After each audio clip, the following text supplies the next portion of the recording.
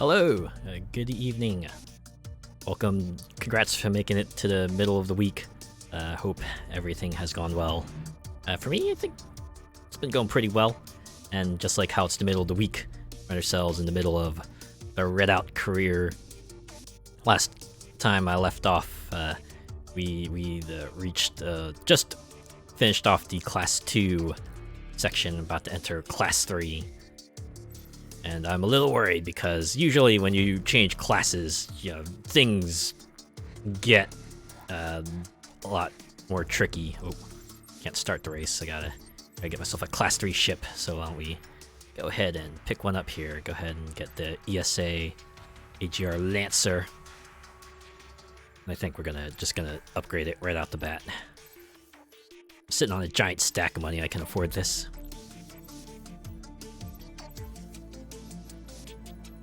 What I get for having a ton of race wins. I admit I didn't play this too much since we last left off. I was just mostly doing the older events to kind of get some extra cash. I think I'll stick with my usual loadout here of boost and magnetic stabilizer. And alright, our first Class 3 event, we're going to the Vertex area for a tournament. It's a great way to start off, just a long marathon series of races. We'll see how this goes. Hopefully I won't get my teeth kicked in. It would kind of suck if I did. 3, 2, 1. Oh man, I forgot to change the livery on the ship. Alright. I can do it next time. And we're off.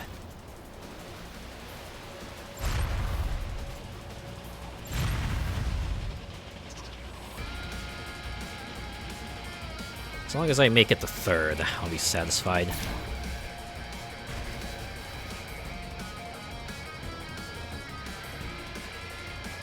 That being said, worst comes to worst, I guess I could always just,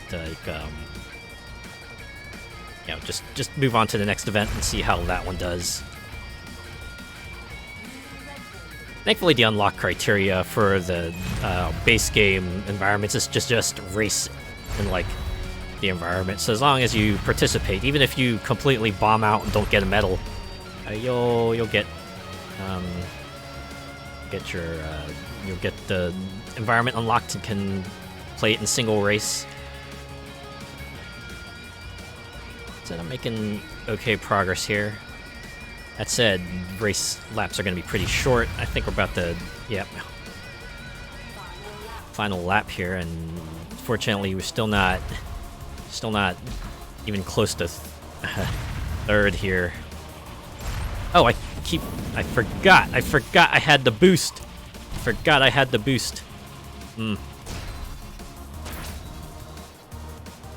Well, I guess the best I can hope for is I do better in the next few races here.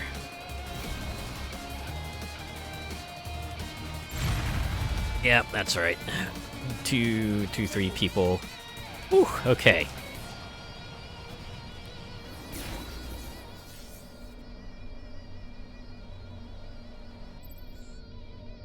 I like how it says try again, but you can choose to continue if you want. Take your middle of the road pointage.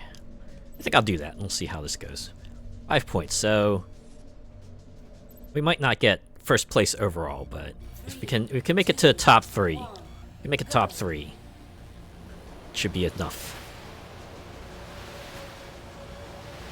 When I was young, I remember. Wait, what?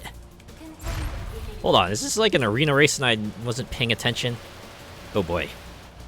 This just got real, I think.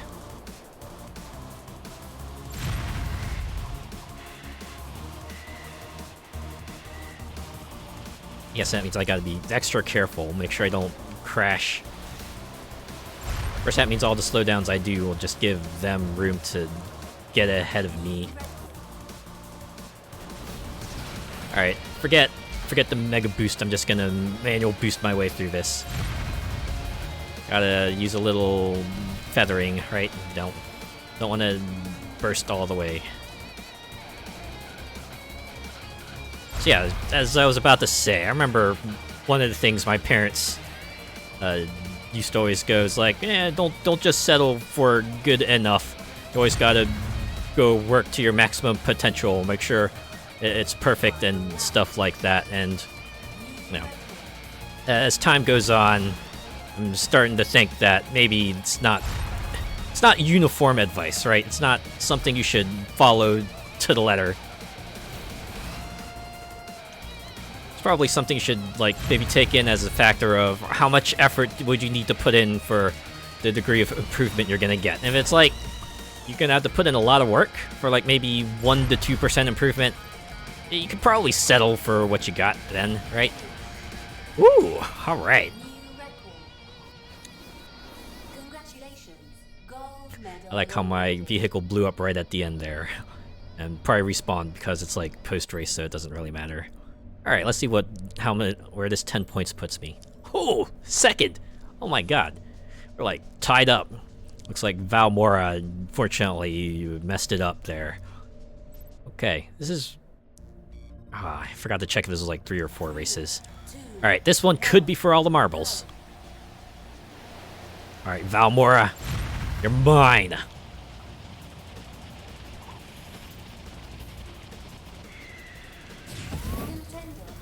Ah! I botched that jump there. Well, good thing I had the power of time travel on my side. Wait, no, that didn't happen. Let me try that again. Or that's not how it went. Let me start over.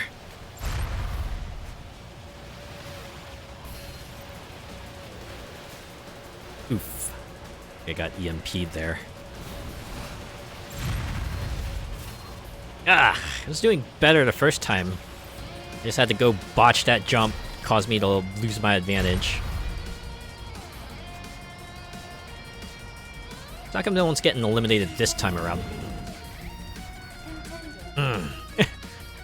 I think the biggest enemy on this track is going to be the track. Yeah, I'm not gonna continue. We're gonna retry. Obviously, we're gonna retry. All right. They say third time's a charm, right?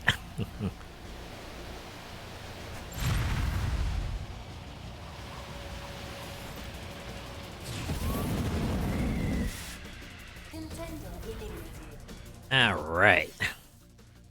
3 is death, apparently. All right, 4th time. It's got to be the charm, right? 2, 1, go. I think I just gotta save my bag of boost for like course correction. If I find myself veering off course after a jump, I just gotta pop the boost and try to get myself back on track. Like so. Also, make sure I don't run out of integrity before this race is over. Because I could be in first, and it won't matter if I am the first to wipe out. That means I will be 8th. Oh, there we go. 1 down.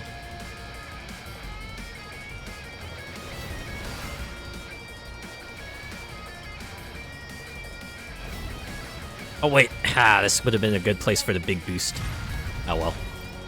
This is also another good spot for the boost, I think. Of course, leaves me with no boost for this jump. And it ended up costing me. Dang it. Alright, take 5. 3, 2, 1, go. Well, I like to welcome everyone to the endurance stream where I try to clear this tournament without wiping out, because if I do, it's just an instant race over. You lose. Good day, sir.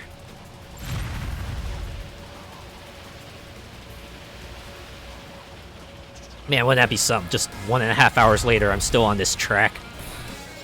Hey, at least the music slaps, right? Gonna listen to this rockin' out tune. Man, I always like it when like different video game environments have like different kinds of themes to it. So, you know, like in this game, right? You have the desert tracks with the more kind of sweeping themes. You have the Alaska tracks with the more desolate themes, and you got this with the kind of the hard rock-ish theme. And we got like an environment which they really liked the music to it. has to go with a recent example, Street Fighter V. I know some people have, you know, their opinions about the song, and that, you know, I would agree with some of them. The one thing I absolutely love, though, is their choice of music. Kind of like how each track kind of has a different style to it, right? Remember first hearing the New Zealand stage, Forgotten Waterfall, just listening to the kind of frontier style of a tune they were going for that, and oh man, it just gives you that incredible sense of wonder, especially when you get to like you know, part 1 gives you the flute, that gives you that sort of frontier vibe, and then part 2 kind of amps it up with different instrumentation, just makes it even more about the discovery that you found this like out of the way hamlet with, you know, pristine nature and everything. And other tracks kind of follow the same suit where they all have their different styles. Like, let's see where I. Oh wow! Look at that. Despite finishing 3rd in the final race, Valmora unfortunately did worse than I did. Still came out on top this tournament. How you like me now? Give me my 50,000. Wow, I think that pays back the price of the ship itself. Not the upgrades, of course. I gotta do another one for that. Ooh, we're doing a pure time attack on Europa. Oh my god, it's a new environment. Holy cow. After 2 streams worth of racing in Cairo, Alaska, Abruzzo, Sequoia, we're finally marching up in a new environment. But first, let me change the livery on this ship here.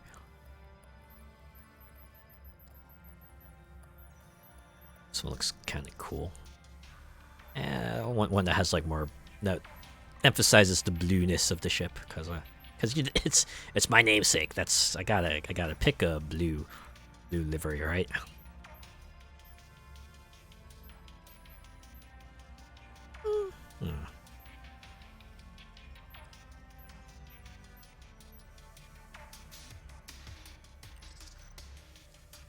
Now, I saw this question being asked earlier. It's on another stream I was watching. Everyone has, like, their favorite color, and right? That's, like, a common question. You know, people ask, like, what's your favorite color? This person I was watching kind of brought up a question I thought was, like, pretty interesting here. What's your second favorite color, right? We all have our favorite colors, but I wonder if anyone's put much thought into, man, what's their favorite color after that? You have like something that kind of complements what you like, or do you just like is it just like another color that you enjoy in general? Ow. I think, oh boy. See, this Europa track is gonna be something else. All these tubes. So many tubes. It's like I'm going through the internet.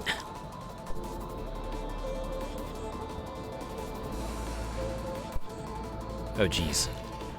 But yeah, anyways, I was thinking, you know, I like light blue, because, you know, I made my whole username based on that.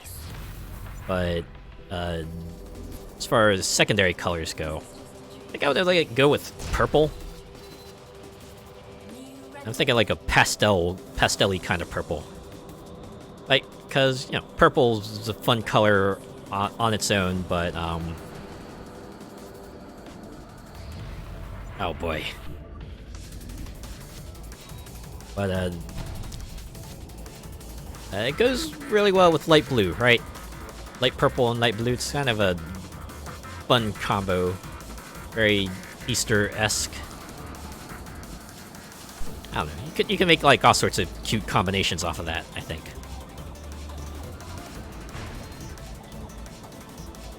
Oh boy, just to get bronze I need 50 seconds. I think if I like didn't crash so much, didn't fly off the track so much, I might make it. Alright, well. Alright. Once more. Maybe I should try letting off the gas. Maybe I should try... not... Should try exiting the pipe in the right spot so I don't find myself sailing off the pipe because of momentum.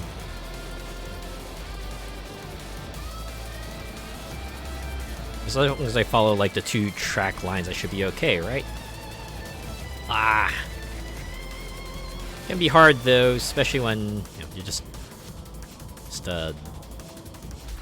getting physicsed every which way. Oh my god. I'm doing even worse this time around. Holy cow, what happened? Is it because I was getting swung around by the weight of my ship? Whew. I like how the gold, silver, bronze targets are just like super close to each other. No medal awarded. Try again. Yeah. Looks like consolation prize is 5,400 bucks. 3, 2, 1, go.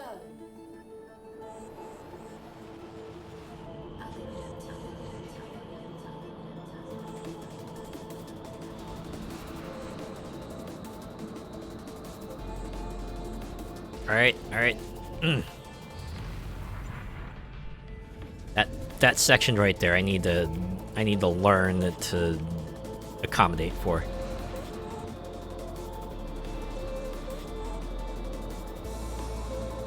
Alright. There we go. So far, so good. Alright, I think it was this part here I needed to let up on the gas, at least try to.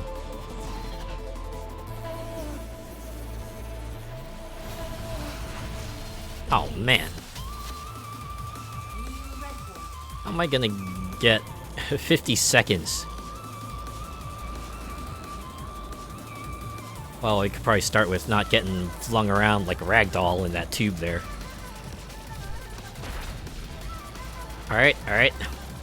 Managed to clear that section without crashing. That's a good start.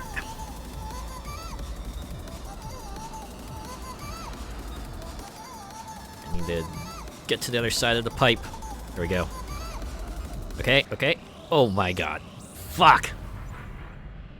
This is why I need to be on the right direction, because if I don't, I'm just gonna fly into the distance. These ships, they were not meant to fly!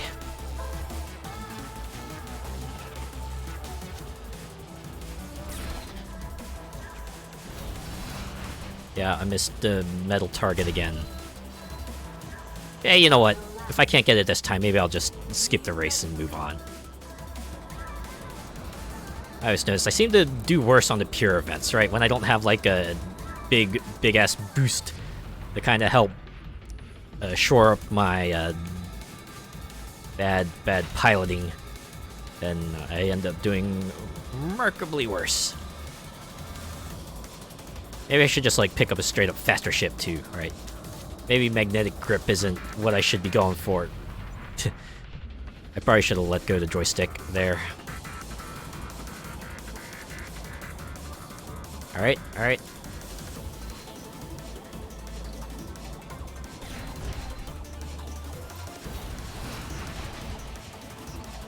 So how's it that despite all the crashing I did this time, I somehow got to this part and still like doing markedly better than I...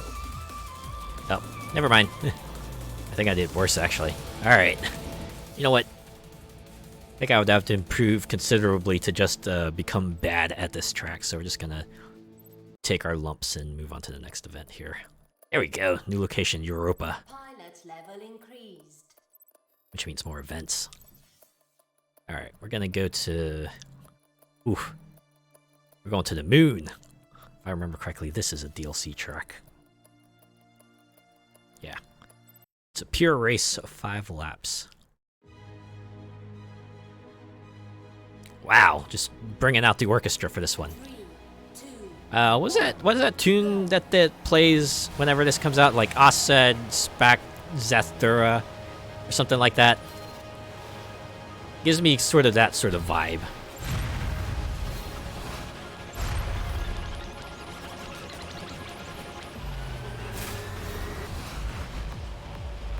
Oh, not anymore. Now we get into the club portion of this track. Oh man, look at that! Oh, one small step for man, one giant leap for mankind. Yeah! That's always a fun part. You know, piloting on the lunar surface here. Oh wait, that was a track. Also the track. Okay. Ah, God, man. I got way too much air there.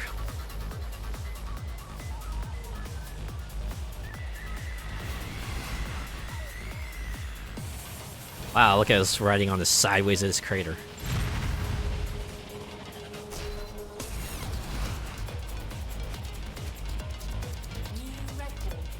It's a whole minute worth of track.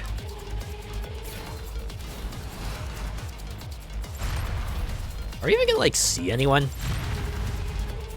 Kinda suck if I just, you know, raced this entire race and was not able to catch up.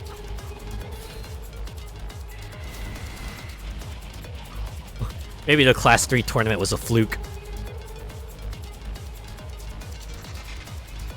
Oh well, as long as we get the final 2 base game environments unlocked, I can at least... Worst comes to worst. I can just go to free play and check out the rest of the stuff there.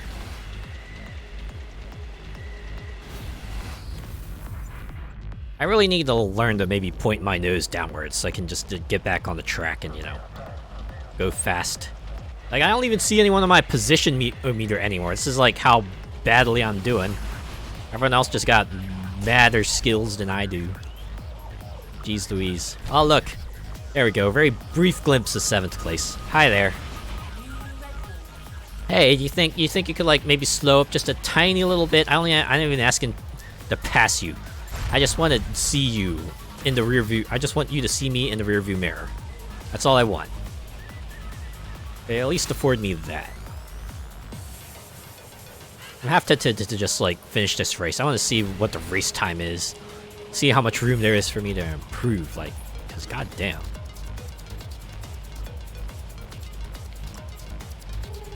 I was only half joking when I said this next class was gonna kick my teeth in. Alright, here we go, take 3. Yes, that's right. Yeah! That's how I should be doing it. Yeah, I realize it. I think it's because of the low gravity of the moon that we can kind of do these 6 jumps, right? That's why we're getting those big old jumps through the air and stuff. Oh, I forgot this was 5 laps, not 3. Oh boy. Well, I'm still not seeing anyone. So it's just gonna be a lonely drive. It's like me driving back home on Sunday night.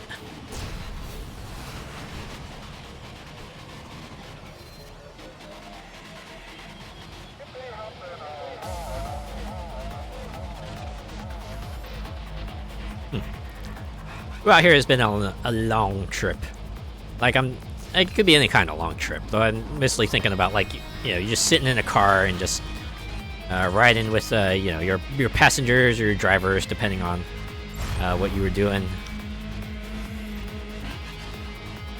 I've done plenty of those in my life, right? Because my parents always like to schedule vacations kind of around the country.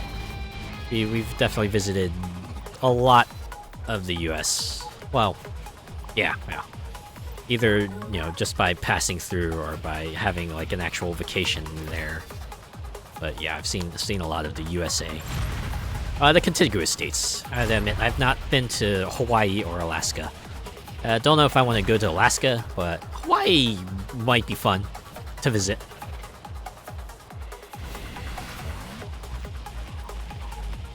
That said, I do have to appreciate the tenacity of anyone who decides to live, like, in a far north or a far south territory, because, my god.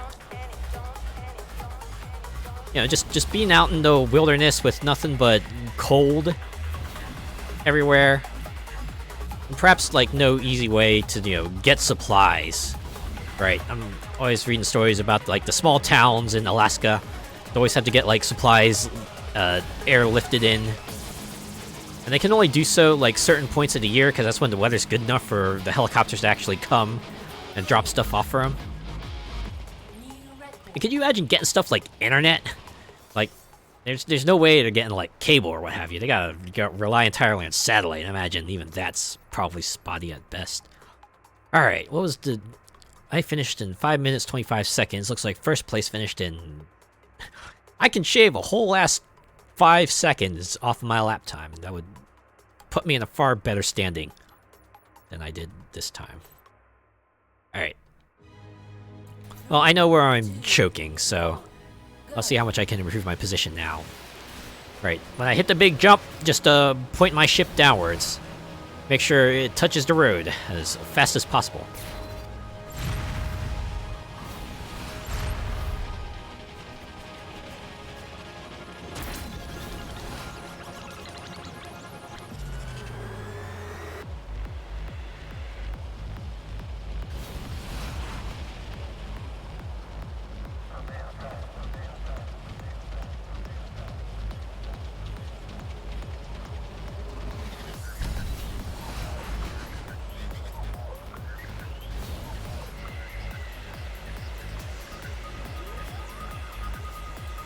Whew, made it.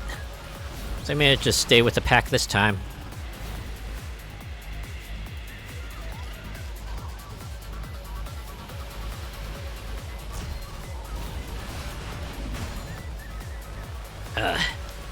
In pure racing, hitting all those boosters matters a whole lot more, because that's how you manage to keep pace with the pack, because they're going to be hitting those boosters.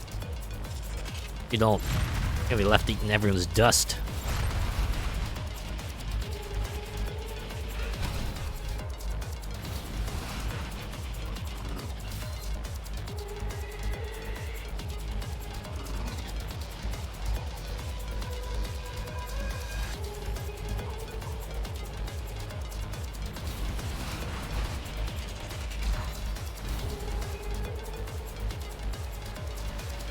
Part of me does wonder, like, what motivates people to kind of move out in sort of the super desolate wilderness to begin with. You know, if they're not doing it for, like, research purposes or anything like that. Like, why would you deliberately go out of your way to kind of go to a remote, wild area, knowing that, you know, you're going to be in a position where you're not going to have... outside assistance is going to be very difficult to come by. Maybe that's the whole point. It's kind of just to disconnect from society, right? Maybe you just, you know, you just had enough of people and just want to be out where there's not a whole lot of them. I guess I could see it like that. Me personally, I'd admit I don't socialize too much, but I think I would go crazy if I were to stay by myself for an extended period of time. That's why I prefer to kind of be in the city, right? Or at least, like, close to it. I don't know, I guess it's stuff I do too, right? I kind of like to go out on walks and stuff, and I guess if we were just, like, you know, out in the wilderness, that wouldn't be as fun. I don't know. It's mostly because of my goals too, right? Every time I go out, I like to dress up and just, like, have a walk about town.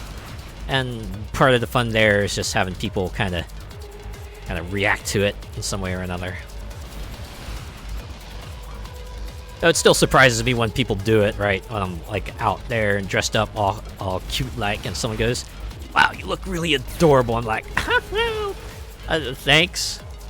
I mean, I don't say thanks, but, you know, I'm thinking to myself, they like it, they love it. It's a real motivator, I'll tell you that.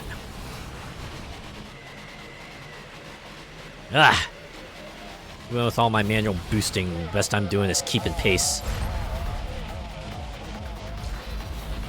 Then again, I had trouble with the Abrezzo a pure race also, so maybe the fact that I'm traveling with this as well isn't very surprising.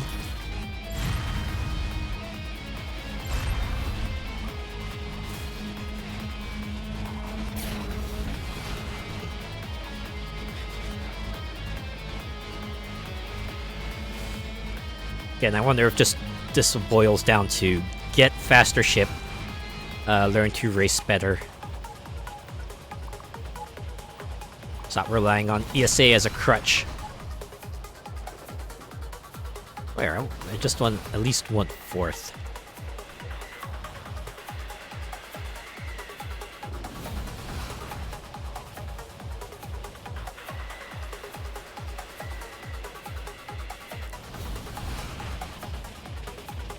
I mean, there's other benefits to walking as well, right? It's just, getting the fresh air, touching grass, as people would call it these days. That's also satisfying. Yeah, I arrived 5th. Ugh. Alright, how much better did first place do this time? Oh, still the same amount. That said, I managed to shave like 18 seconds off of my total race time, so there's that, I guess. Anyways, we're gonna continue. We're just gonna continue from that. Eagle has landed, and the Eagle is taking off once again. Ooh, looks like we're doing a speed event. With long, straight sections, Ghibli is an ideal location for a speed event. It was built specifically to test the speed limits for AG ships, after all.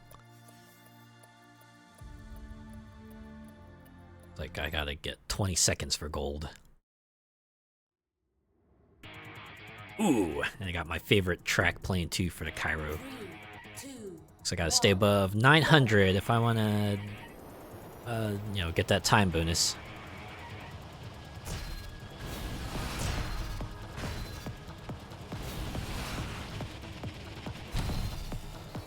I'm starting to see why target time might be 20.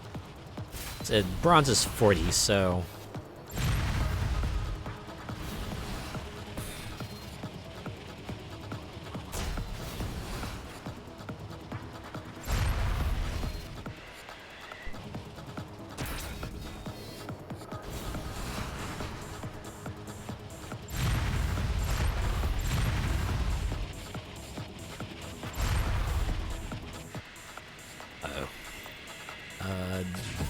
There we go.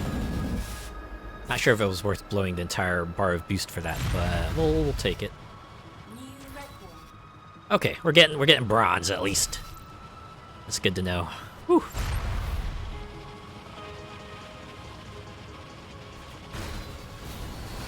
Part of me wishes that instead of a kind of a ticking time bonus, they would instead just freeze the timer once we kind of hit the target speed. I think that would be a better visual representation of, you know, at least to give us a better, quick, on-the-glance reading of how well are we doing this particular lap of the event.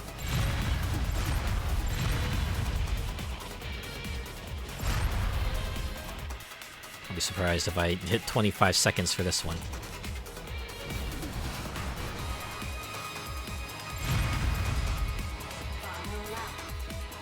Yep, 27. So we're doing better. Not best, but you know, we're making inroads here.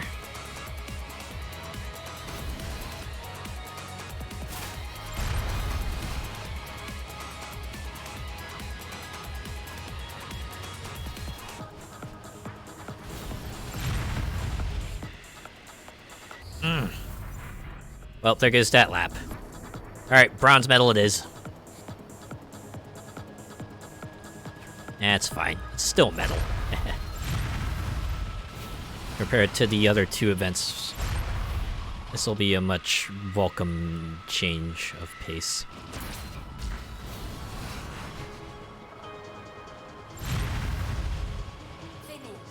Man. Target speed's kind of tricky to hit there with the class 3. Alright, I'm taking my bronze and just going. 7,500 bucks? Yeah, I'll take that. Ooh, a Brezzo boss race. 2 laps. Alright, we're getting in there. 3, 2, 1, go. And I do have my boost, so hopefully I'll be able to keep pace with everyone here.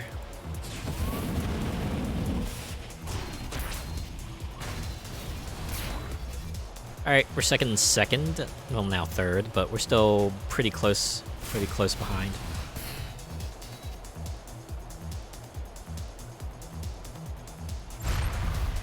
I think about it. Maybe I should have gone with the repair drone here, since I do have the manual boost. Then I wouldn't be able to do stuff like that. I don't know, I think there are enough straightaway sections I could probably keep my health up and not completely bomb out.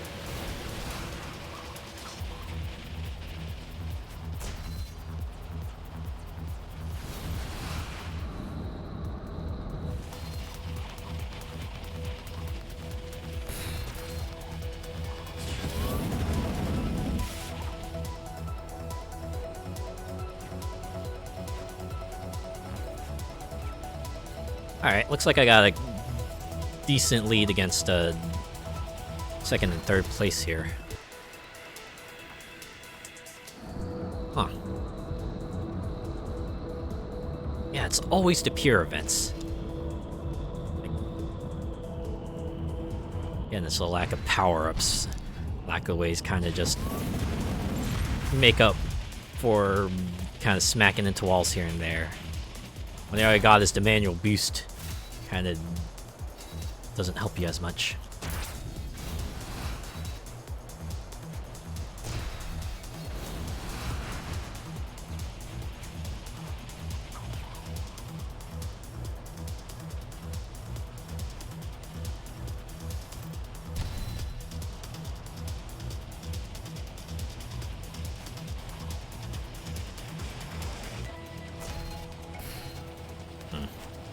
It does seem like my health recovery is at least a good enough pace. It doesn't have, this doesn't feel like in kind of like a nail-biting endurance race. I'm not fearing for my integrity of my ship.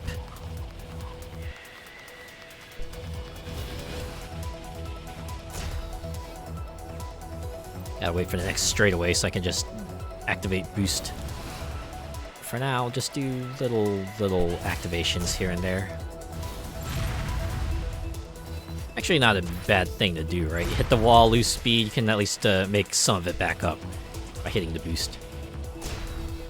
Actually, like I remember that as like the suggestion in is it Need for Speed Hot Pursuit 2012. It's just like, yeah, save your boost for when or after you exit a drift, so you can kind of make up for that speed loss that happens when you go through the drift, which I can kind of get, right? Also kind of lets you kind of lock in your your position in the game sense. Oh, yeah, as long as you drift correctly and stuff. Alright, I can see this is part where I probably have to be extra careful, because kind of bumping every which way. Not much chance for recovery here. Uh-oh. They've caught up. Gonna pull ahead if I don't do anything.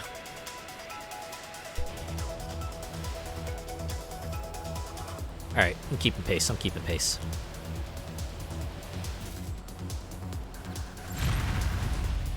You know, could you imagine if they did something like an arena boss race? It was like, alright, it's like a boss race with arena rules. Yeah, you get one try, and if you blow up for any reason, you're done. That's actually be more exercise in frustration than anything. Could you imagine you're like, you know, 2/3 of the way through lap 2 and you jump off a jump the wrong way and you're like, well, that's it, run's over.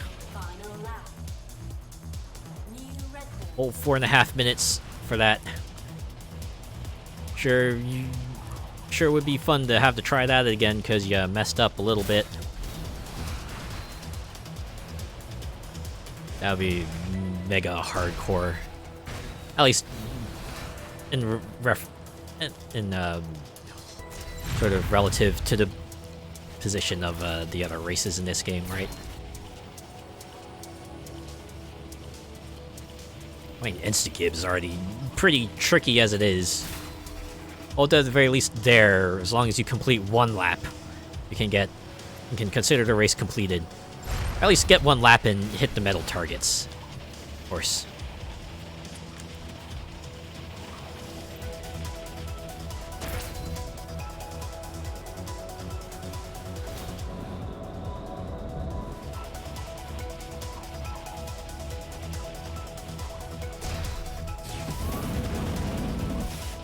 Has anyone experienced that's like,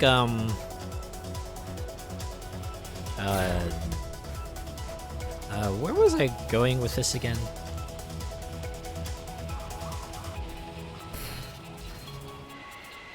Never mind.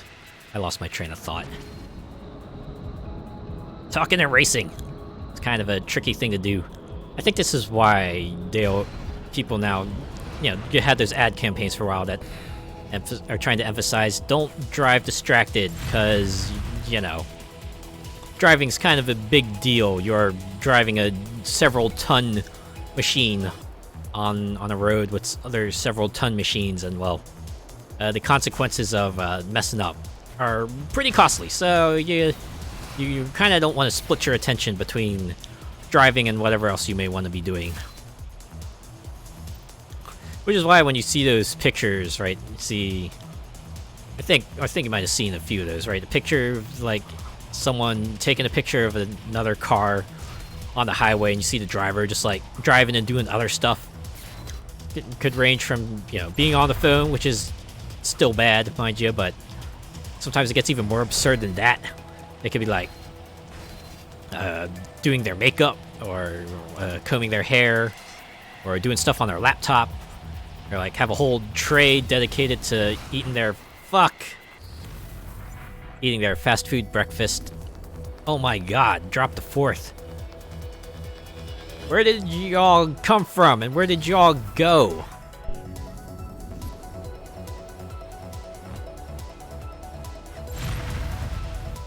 Great, I'm not gonna see him again, am I? That's how this usually works. At least I've noticed it. I can be keeping a good enough lead, but the one time I mess up, and it just all falls apart from there. Although I am catching up, kind of, so maybe it's not. All hope is not lost just yet.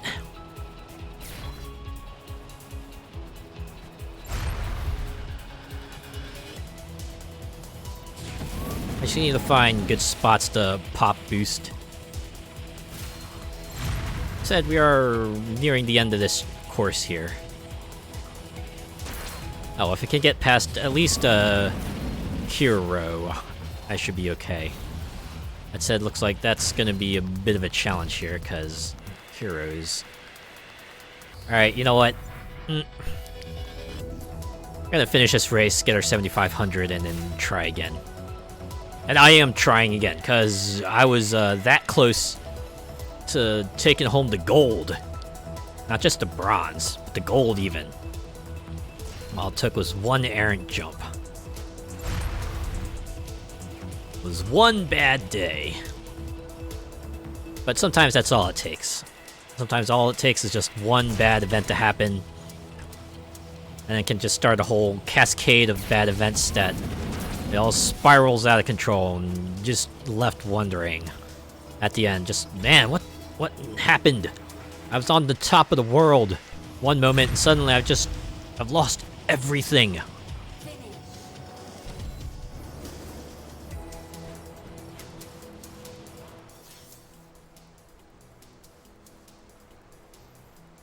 I imagine a lot of people probably experienced something similar, where they were doing super duper well for like maybe 90% of the time, but all it takes is just one slip up and suddenly everything kind of goes to heck in a handbasket, right?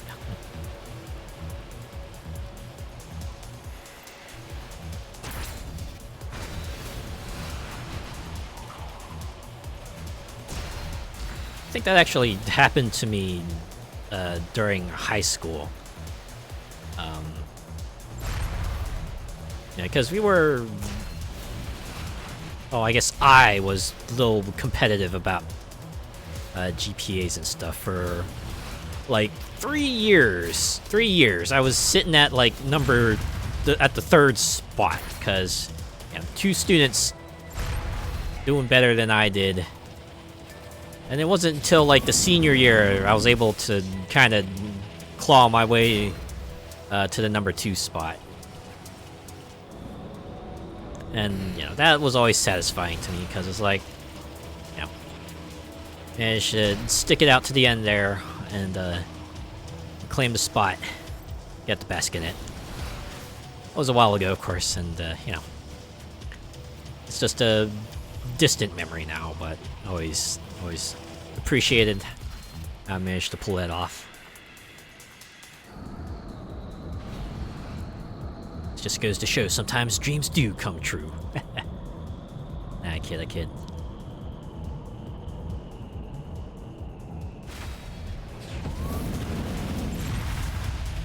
I mentioned already that Redout's kind of like a specific visual phenomena of the eyes. Like, your vision will kind of sort of turn red once you like hit certain downwards G-forces, which is why you'll kind of see the screen randomly turn red. Well, not randomly, but it'll turn red. You're kind of going downwards at a sufficient enough speed, kind of simulate that effect. Also explains the game's title. It's related to speed, indirectly.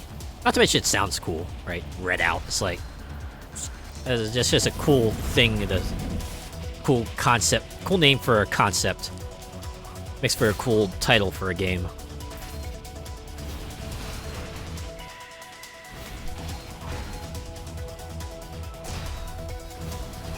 As much as single words for game titles can be criticized, sometimes rightfully so, I think Redout manages to be one of the better ones out there.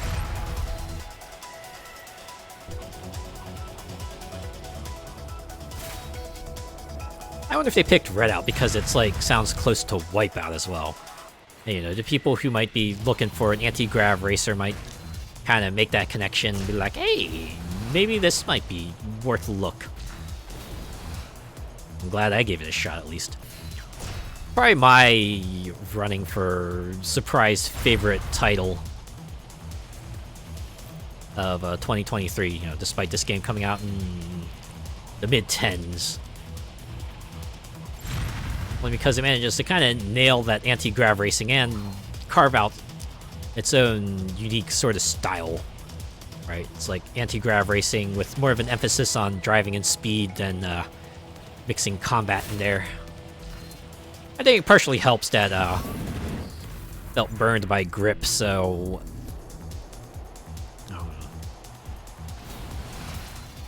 this coming out and being better definitely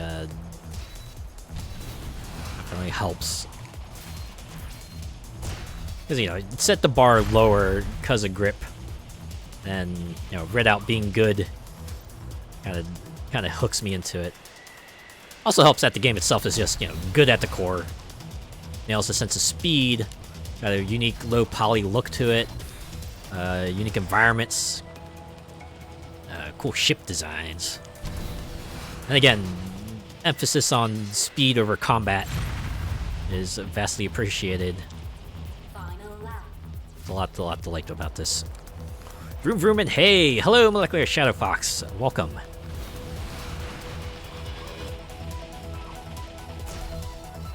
Where in the world is the first place racer? Wait, hold up. Does that gold arrows say they're behind me? Yeah, whatever. I'm second. Oh wait, no. I saw the sound barrier break thing. No, they're ahead of me. It's a matter of, will I be able to catch up to them?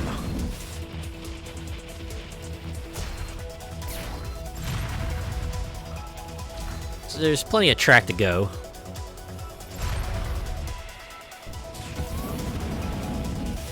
How's it going? I'm going pretty well. Right, middle of the week, starting up some new things, so there's pretty exciting times as I got to meet new folks and test out some new stuff. And now I am kicking back by continuing my Redout career, which incidentally also started in the middle. I resumed in the middle, I should say. How are you tonight? Hope you're feeling better. I know last time I remember you saying you had to rest up a bit, so yeah, hope things are going well for you. Sounds like things are coming together. Yeah, they are. It's always definitely a fun feeling, right? When you're starting up a new project, it's like a change of situations and things, right? You gotta shake up your routine, get used to a new one,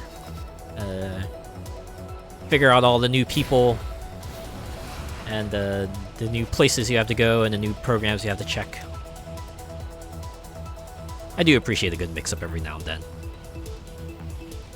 Sometimes it gets boring when things stay the same all the time.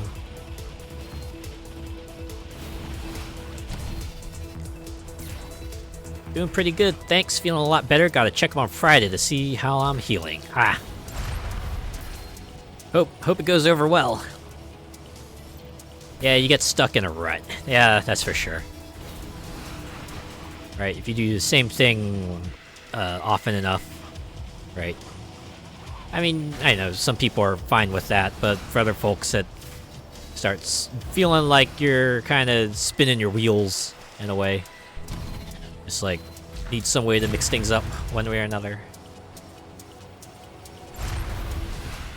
Uh-oh, I need to... Whew, okay. I was able to point myself downwards.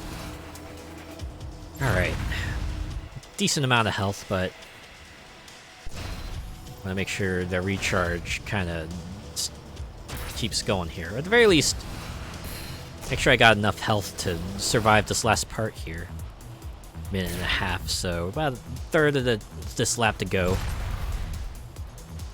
Provided I don't explode by running out of health, I should be okay. That said, this stretch here should be pretty good for helping me restore a good chunk of it. Look at that, I'm back in the green.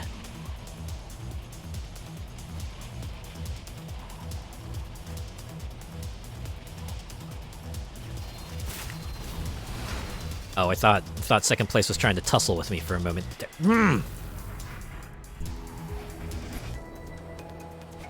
Oh, it's okay, I'm still third. I'm still third.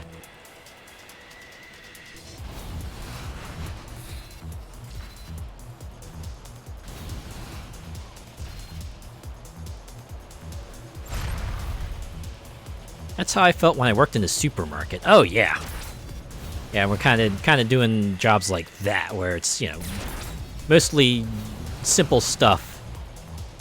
Most of the challenge working at those jobs is kind of waiting for time to pass by while you're just doing the things the supermarket requires you to do. Whew! Alright. At least I got second. I'll take it. Silver medal awarded. Clock watching and dealing with Karens. Yeah, that's the other part. Waiting for time to tick by, and occasionally you also get the really, really bad customers. Alright, now we're off to Sequoia. And it looks like it's going to be a survival race, so I probably want to switch off to repair drone. Do I want to switch to propeller, or do I just want to stick with the stabilizer? We'll stick with the stabilizer, see how things go. They only want me to hit 12 checkpoints for a gold medal. I assume these checkpoints are going to be really spread out, though. At least there were no folk like the Walmart ones. Yeah. There's a reason why they had that website, People of Walmart. Right, and you see a lot of stories come out of Walmart, too.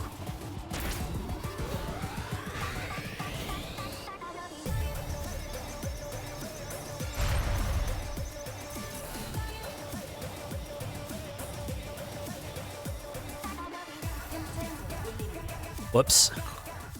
I probably should have pointed my ship upwards and not just downwards. I tried to go faster or something. Alright, we'll try that again. 3, 2, 1, go. Yeah, no doubt. Just in the US at least, just no shortage of oddball stories coming out from Walmart. Icing on the cake, the supermarket I worked for was owned by Walmart. Oh, oof. 3, 2, 1. Yeah, I probably definitely feel the knock-on effects there. Which is kind of weird, right? I think, for as much derision as Walmart gets, seems like the other stuff Walmart has maybe doesn't see as much kind of fingers pointed at it. Like, I know Sam's Club is like a thing that's also kind of owned by the same company that owns Walmart, and you know, you don't hear much about that place.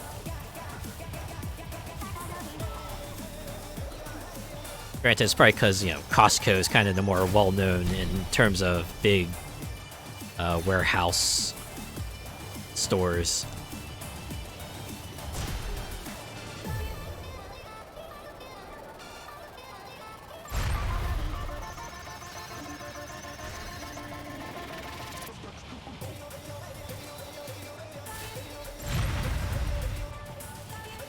Alright, 3 more checkpoints. The gold medal would mine. 2 more to go. That said, I am running very short on time here. Oh, there we go. Gold medal, or bronze medal get. Let's see if I can get 2 more for silver. I like how there's like... yeah. 1 more checkpoint, I get silver. Let me have silver. Oh, I'm not getting that silver. Even if I made that jump, I wouldn't have gotten silver, because I would have run out of time. Target was a good place to look around when I was in the US. Oh yeah. I've always said this, but Target is like Walmart without all the stigma of Walmart. And even then, I think I've visited Target stores like, you know, over the years, and oh, nuts. I forgot to check what the event was, but okay. Last man standing, 6 opponents, 6 laps, and unfortunately I have the repair drone up. We'll see how this goes. But yeah. Kind of has the same amenities and style where, you know, it's like the all-in-one store, right? I mean, it was pretty telling when, you know, they moved off from Target, started like opening up super Targets, right? Kind of much in the same vein of Walmart supercenters, where he started offering groceries and stuff along with you know, the usual stuff Target offers.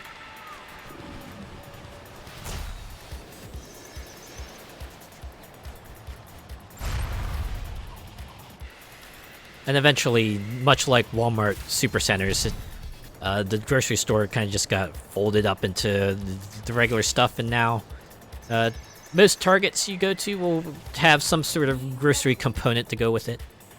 Not all of them, right? Like how even these days, there are maybe a handful of Walmarts out there that do not have a grocery component out there, that are still just Walmart-ass Walmarts of the past.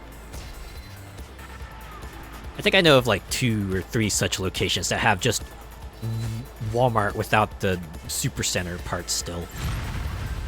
In the US, at least. Like, wouldn't be surprised if there were also Targets out there that also did not have the grocery part attached to them.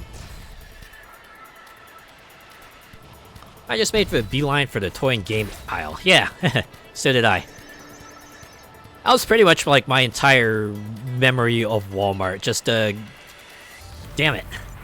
Going over to the electronics section and, you know, just parking there for a while. Like, back when I was a kid, I could just, like, spend the entire visit there, and, you know, that could be, like, a good long while, depending on how long my parents were willing to shop there. I don't know, I felt like as I got older, you know, especially as I kind of left middle school, I want to say even. At some point, I would just, just peel off of the video game section, just, go back to my parents and go back to shop with them. I don't know. Might also have to do with, like, the decreasing presence of demo kiosks, because, when I was, like, in elementary, middle school, they were kind of a big deal, because, bunch of game demos, you could play all of them, try out all these cool video games that you don't have at home. And then as time went on, they took them out for understandable reasons, because most customers could not be trusted to play with them nicely. Especially the DS demo kiosk, right? When they still had those. Like, after a while, you would have, like, a touchscreen that was, like, rendered nigh inoperable. Right? You would touch it and, like, sometimes nothing would happen, or, like, you see it tap happen completely different location than where you tapped. So it was like, oh boy. Just imagine who would roughhouse a thing. Then again, you could also say, oh, well, it wasn't theirs, so that's why they didn't take care of it, right? People tend to not care about things as much when they're not responsible for them. Or, when they didn't directly pay for them. It's a sad reality, but yeah. Those demo things were the mutts nuts, yeah. The bee's knees, as some might say, but yeah. Yeah, in addition to, like, the ones that had the game demos and the game videos, occasionally, especially, like, for the DS and the Game Boy ones, right? You would have, like, the special edition ones that would, offer you up, like, extra stuff if you brought your game in from home. Like, I think it was, Final Fantasy Fables on the DS, I remember specifically. They had a thing going for a while, like, you could, like, take your DS out to one of the demo stations, and you could, like, get special cards that you would not be able to obtain otherwise if you connected your, Chocobo Tales game, with the DS demo station.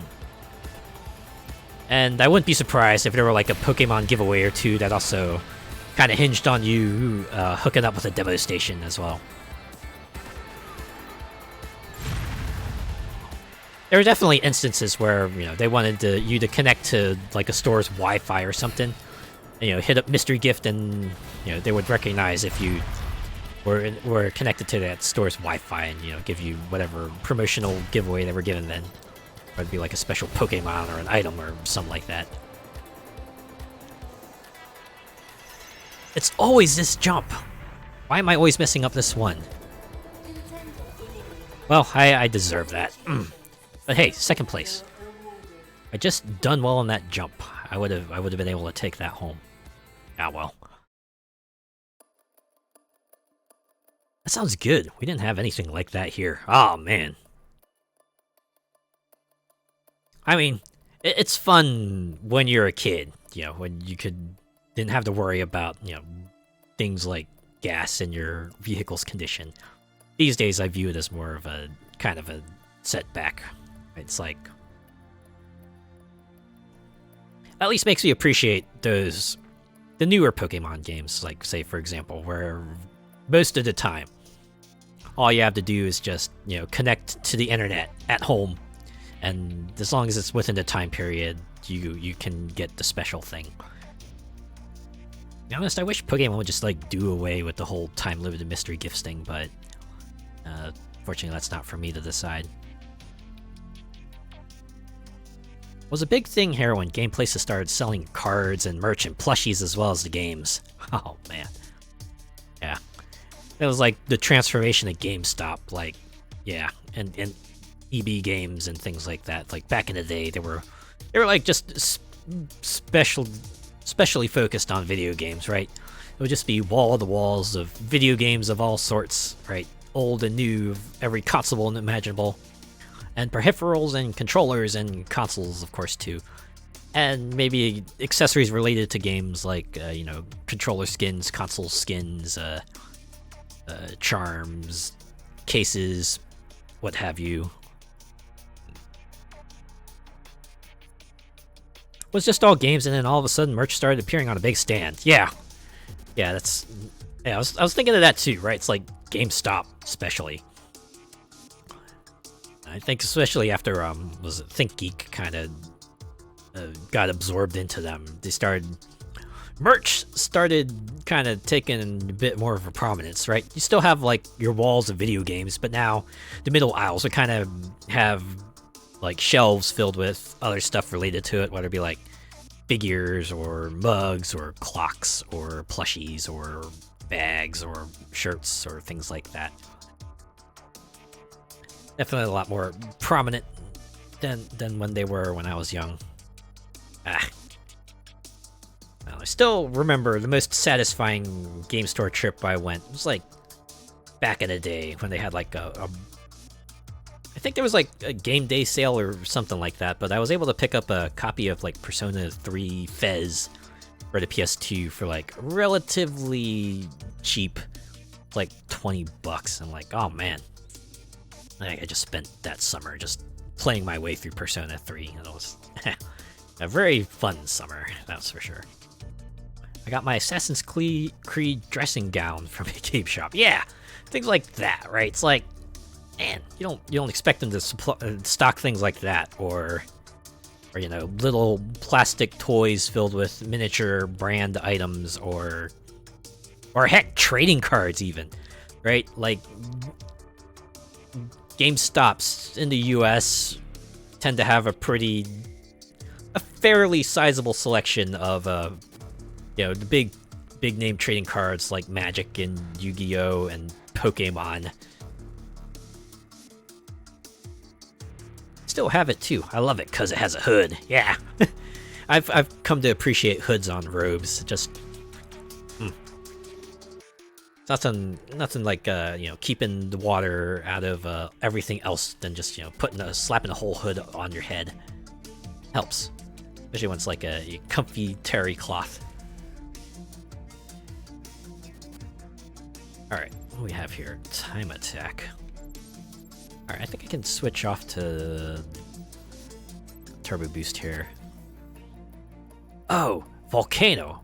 I think this is like the last base game environment I have to unlock, so once I get through this, we'll have all the environments available. So if we do run up to a brick wall in the career, I can just do some free races, check out the rest of the environments.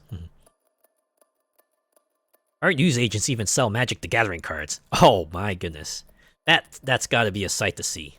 Like, newsstand that just used to stock magazines and newspapers and stuff, and now it's like, hey, yeah, there's a side section here with booster packs. You just want to grab a few along the way. I think the equivalent of that here would probably be like a food truck where they started offering like collectibles or whatever. Like, oh yeah, here's just a stack of like Funko Pop figures. I don't know, you want to grab one before you go or something. Man, that would be wild. They have them next to the scratch cards. So what form of gambling do you want? No kidding. Alright. Let's get in here. The blue and red actually, let's check out the description. We haven't checked out the last few ones here. Welcome to Volcano Island, a godforsaken place where the SRRL insisted on building a racing complex. Bigger Tips is a track with lots of variations, tricky jumps, and tight corners. Makes for a good climactic location, right? When you see lava just kind of popping up everywhere, and you know, just has something about a lava environment, just the oppressive feel of it, makes for a very good final location. You can at least see why this will be like the final environment you unlock in the base game. I mean, even the music here is kind of the intensity to it, right?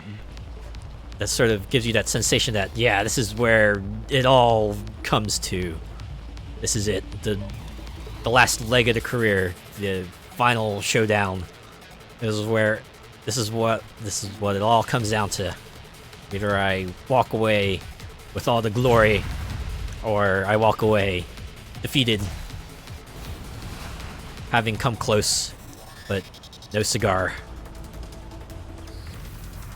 Oh man. Wasn't even that tricky of a curve.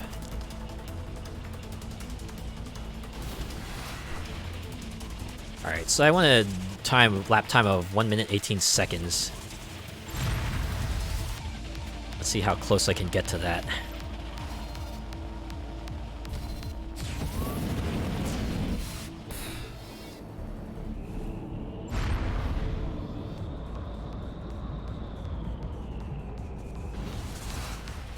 Minute 18 is a pass. Oh yeah, that's actually doable. See, 1 second off. And that was even after I crashed. So I think if I get my act together, I might be able to do it. First, that will require me to not crash, to actually make my jumps. But on the other hand, if I can nail the other corners and, you know, not find myself get slowed down all that much, maybe it'll be okay. Maybe things will be okay. That said, looks like my kind of division times are not painting a good picture right now. That crashes. Oh, here we go. Yeah, okay, that was the other part where I kind of fell off the track. Just all clumsy-like. Okay. Now I'm feeling a bit more confident. I can at least hit the bronze medal target here.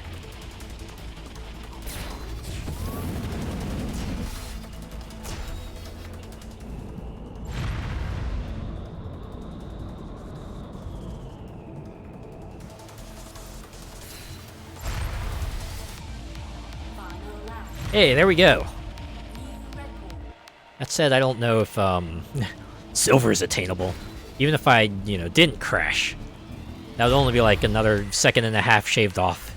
I think I would actually need to, you know, use my boost if I wanted to shave more than that.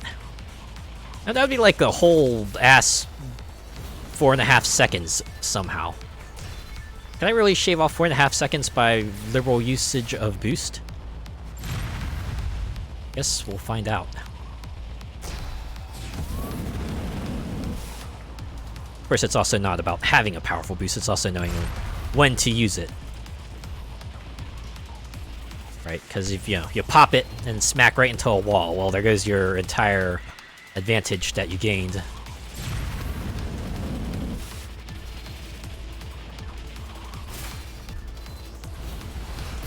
Also have to remember I do have the manual boost.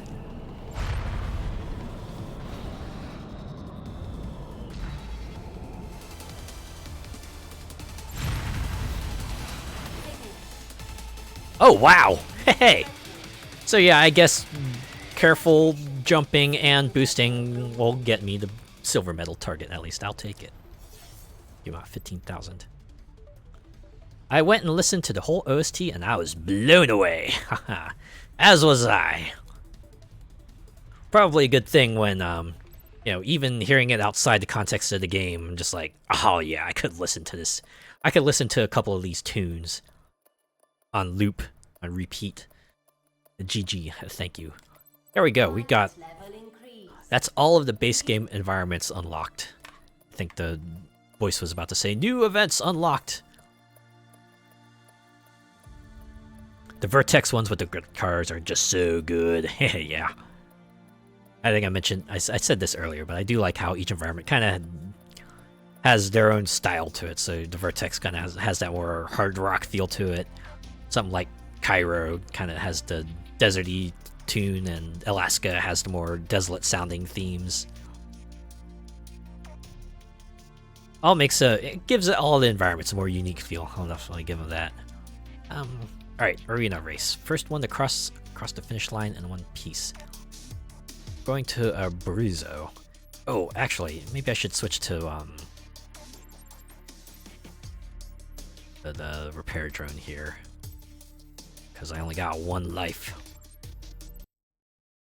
Love the Mars ones too, with that orchestral mix. Yeah, and I was listening to like one of the Moon themes as well. I was like, oh, it has a bit of a feel of the also Spract Zathura, you know, the big epic space theme that they play whenever they show like a planet appearing.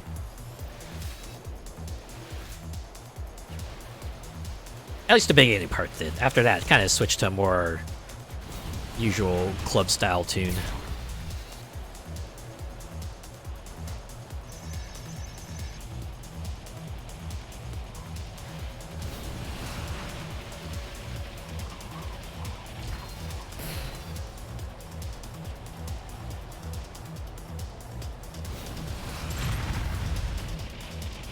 Alright, well, as long as I keep in third, I'm fine with where I am. Uh-oh.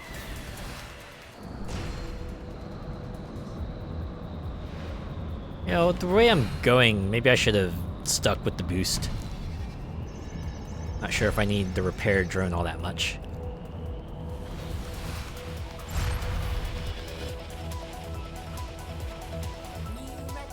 Oh, dang it. Now I'm worried. Time to kick things up a notch.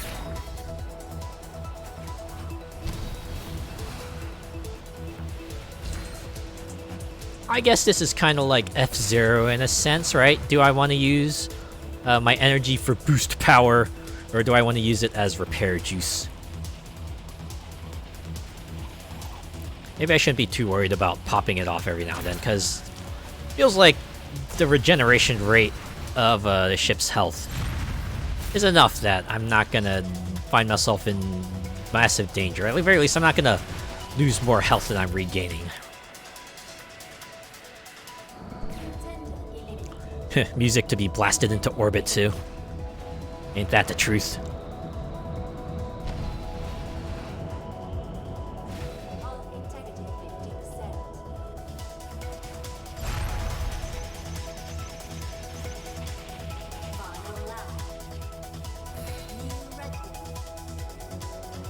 Because yeah, if I had a speed boost, I could just, like, you know, make my way past these folks and keep the gap alive.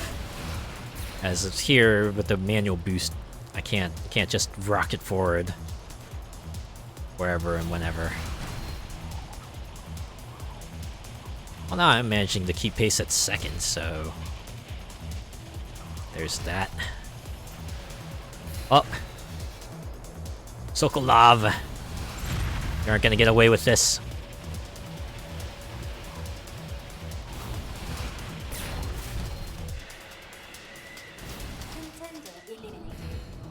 Another one. It's always the jumps that get them. That's what I do like. I do appreciate how the opponents play by the same rules we do, right? If they mess up a jump, they're gone. Just like we would be. Wow. Somehow I managed to pull it off without the boost. Congratulations. Gold medal awarded.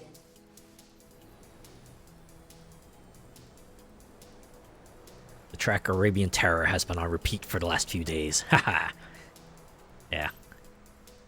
With that much music out there for Redout, you bound to be something you'll like. Uh-oh, what's this? Pay $12,600 up front. Your gold and silver reward for the next event will be much higher. You'll get $54,000 for gold or $27,000 for silver. Looks like I have to race ESA, and I cannot choose a different team. Well, if they're making me race an ESA car or ship, I'll be fine. It's what I do anyway. I just have to, you know, make sure I don't mess up. Alright, another arena race. This one's on the moon, though. I wonder if I should... Maybe I should just go for... Nah, let's try this. Nice thing about this game is that they're pretty forgiving when it comes to, say, you know, if you quit out the event, then it doesn't count against your contract. That said, as long as I get second, I'll probably be fine. Because I'm kind of sitting on a gigantic pile of money as it is, so... Even if I miss out on this one, it's not going to be the end of the world.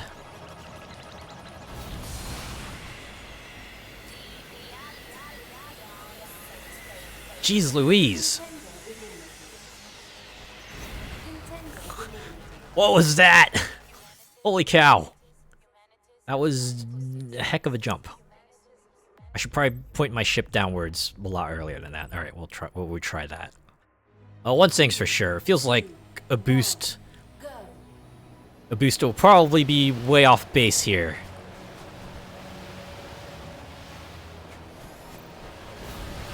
The hell? I know, right? I mean, I know it's the moon, so low gravity, but geez, man. Even by those standards, that was quite a jump. Okay, yeah. Alright, actually doing better this time. Alright, woo! Sometimes all it takes is looking down a little bit and see where you're going.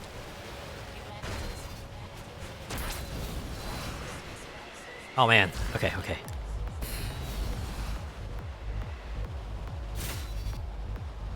Hull integrity 50%. Yeah, and you have the moon tracks, right? That's kind of start off with the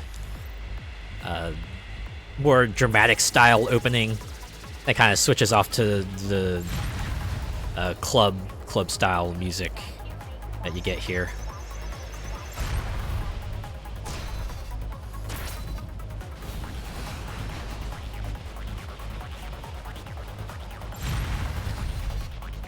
New record.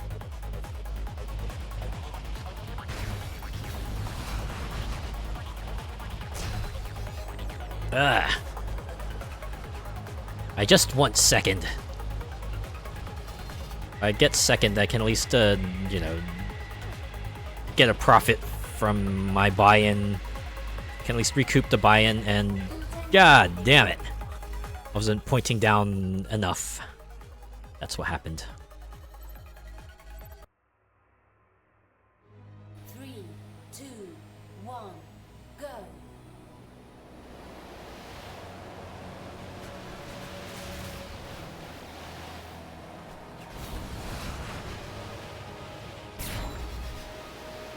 Should have saved some juice for that part there.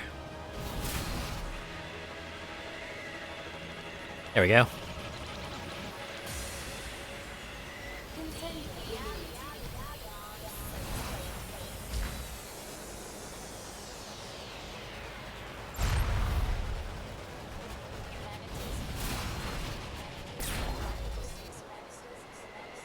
I think I need to pop my drone.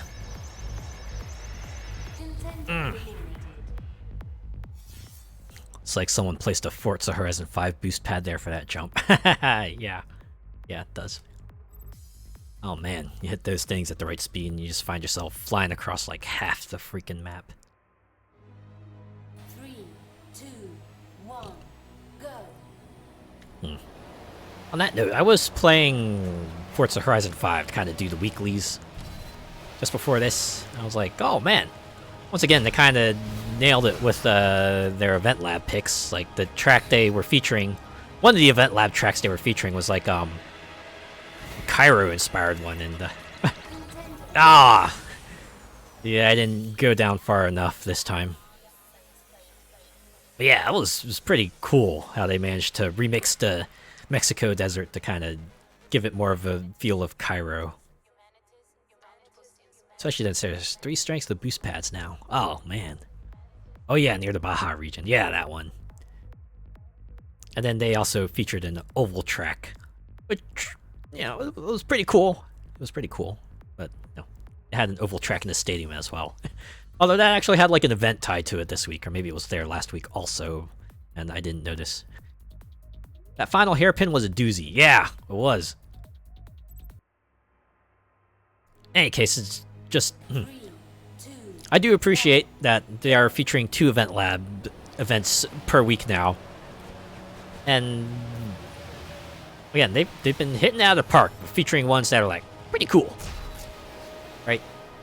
If not from a mechanical standpoint, just from a design standpoint.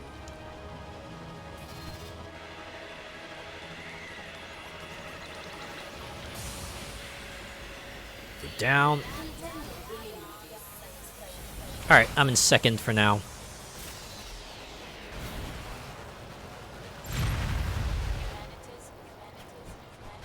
This mofo's got this EMP booster, or EMP speed reducer on it. Let's see, this is going to be a pain and a half.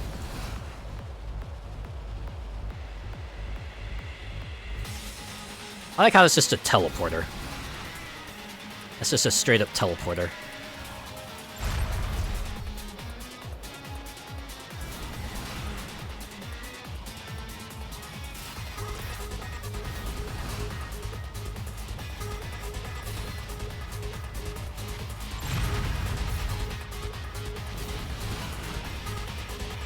Oh well. As long as I get second, I'll be able to get a profit from this contract.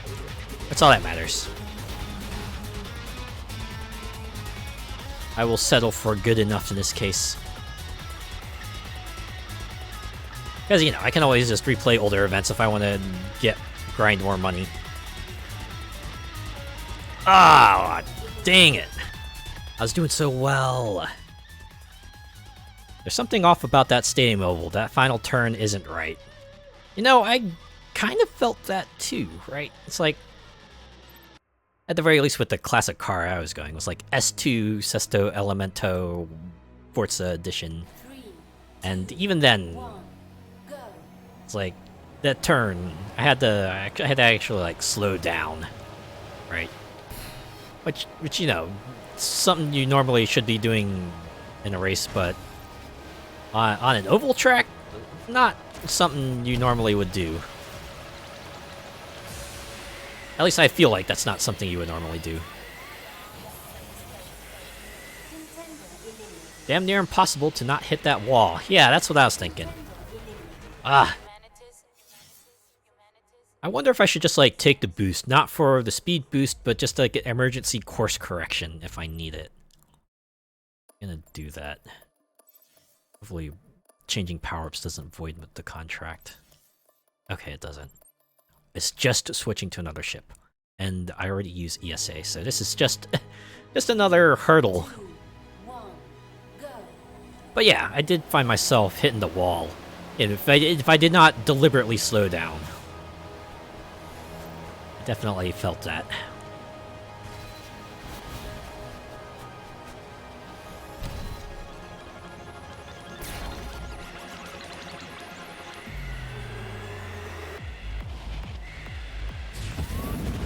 Yeah, like right there.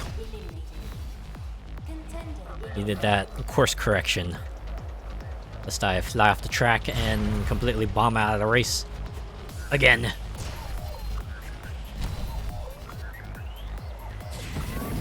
Also there. Probably would have flown off. Sure, I'm kind of running the risk of, you know, exploding my ship, but you gotta make trade-offs. This is the trade-off I'm making.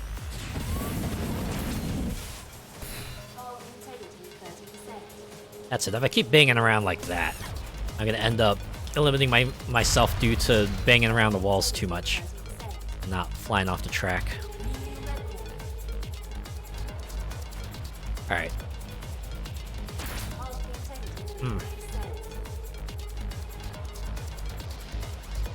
Okay. Here comes the big one. Alright, and downwards. Get on the track. There we go. Ah, it helps back the fool. Okay. So as long as I am careful, you know, don't hit the walls as often as I did last lap, I should be okay. That particular straight there is like a pretty good health recovery spot. I feel like this is like one of the things you get used to in Redout. It's just like knowing the spots where you can afford to have your health restored, because it's, you know, long stretches where it's very hard to smack into walls.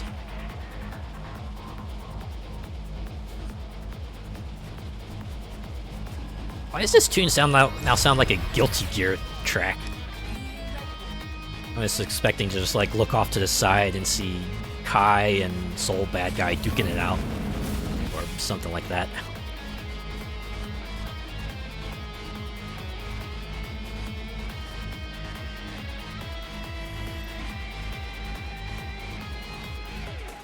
Alright, get on the track, there we go.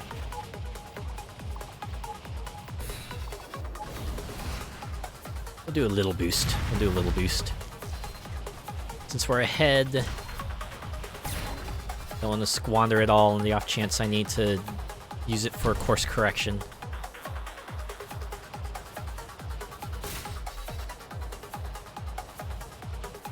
Well, except for here. Such a freaking huge jump that I could probably afford to do the big boost and then you know, get my big health restore and the fair amount of energy restore even.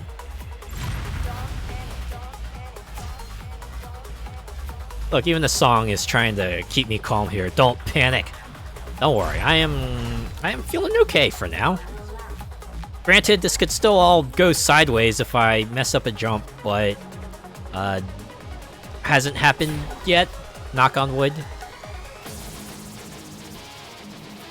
It's got boss theme vibes. Yeah, it does. Alright. There we go. Ah, and according to my position indicator, I've actually got an okay lead. So they were closing up there pretty quick when I was slowing down, but as long as I'm not like completely bombing out, I should probably be okay. Oh my god, I almost thought I didn't make it there. Woo! That said, this whole integrity warning. What? I missed the portal. Really? Jeez. Alright, well, all I can do is just, just pick up the pieces. Get back out there, try again. Well, now I know, as long as I'm careful, as long as I make my jumps, know when to course correct, I have a fighting chance.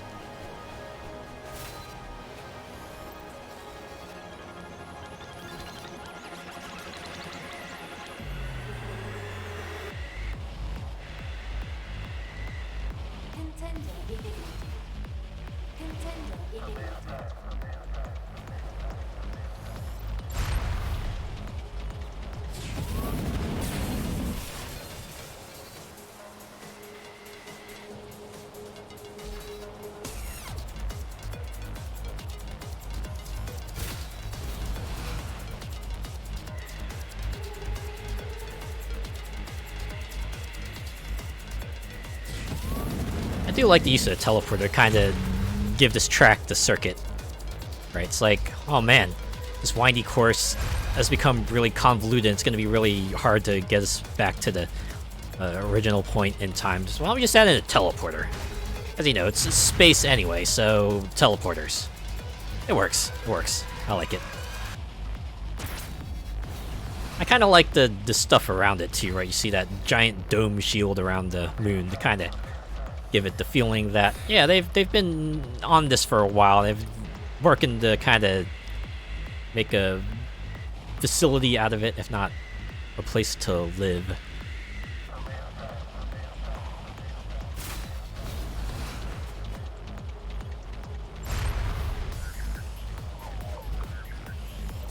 So I wonder why they made this track, they made this particular event 4 laps. Right? It's not so short that I feel like it necessitates 4 laps. In fact, I know some tracks are like 3 laps and are longer, have longer lap times than this one. Or shorter lap times than this one, so. The only reason I can think of this being 4 laps is because they really want to kind of amp up the difficulty of this being a 1 life and you're done event. Because having that extra lap could make the difference. As it did the last time. If this event was only 3 laps, I would have had this one in the bag that last time, but I gotta do this because I didn't have it in the bag.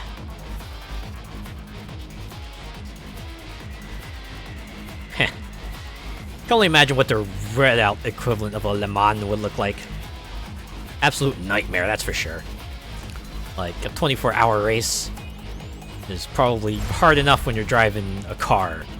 Now, just imagine driving an anti-grav ship that has much higher speeds and, higher risks associated with it.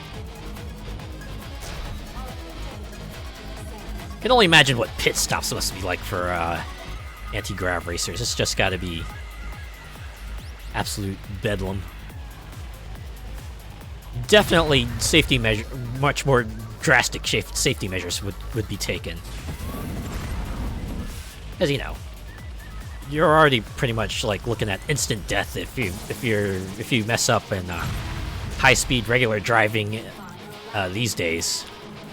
Anti-grav probably just a multitude factor worse.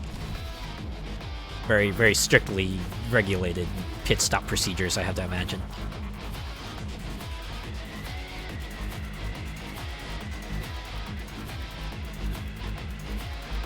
Whew, okay. We actually got a considerable lead on second place here, so provided I don't mess up, I've got a pretty good shot. Not gonna give up my shot.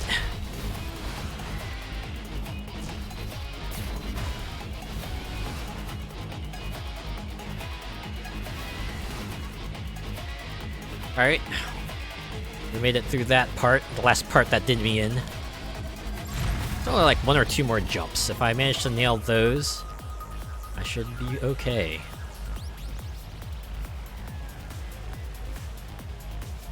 Yeah, I probably don't even need to boost anymore. I'm pretty good. Standing. Hey, look at that. Boost for funsies. Woo! Hey, that's all it takes, right? The one success. That's all you need. And you can finally go wipe your hands clean, just walk away from this whole thing. Yeah, 54,000 buckaroos for that contract. I wonder if the moon will look like this when it's colonized. Heh! I guess minus the whole energy shield thing.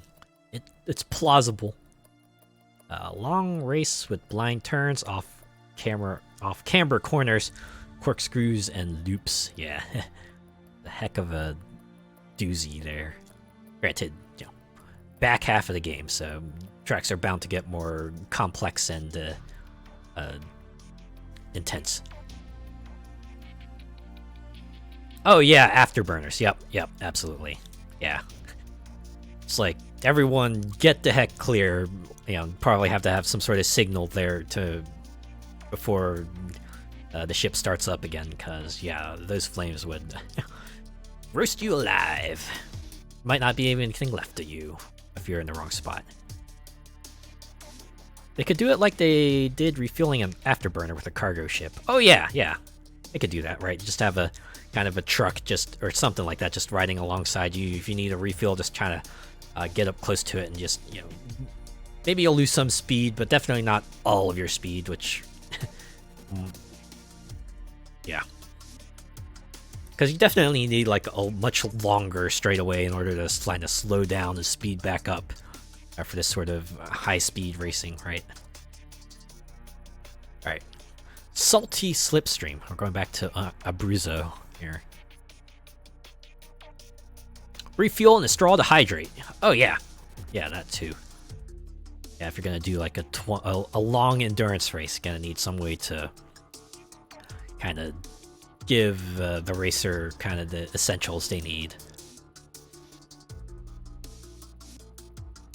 Unmanned is a short and wacky racetrack originally built as a test course for a new type of magnetic stabilizer. The hard part is understanding where the horizon is. Just bring me the horizon, and I will be there.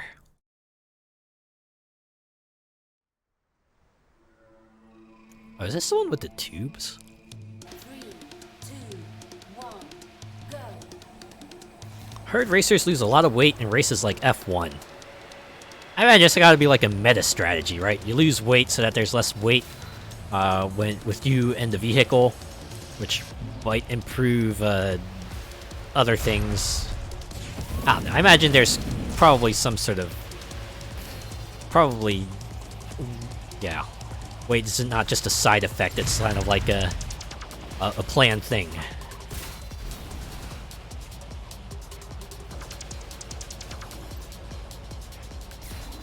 But yeah, if you're racing long periods of times in a car, you know, without eating... Oh.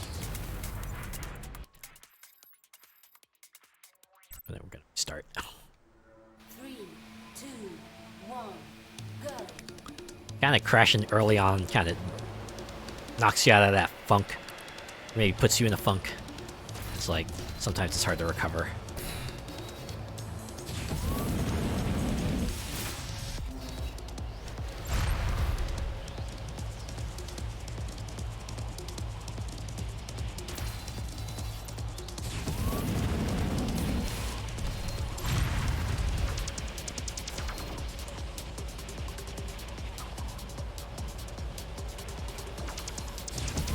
Man, I feel like I need my big boost here just to get into contention, get into fighting position. Ah! Ultimate test would be the Dakar Rally. It's always that spot. I find myself flying off the track there. I need to be more careful there.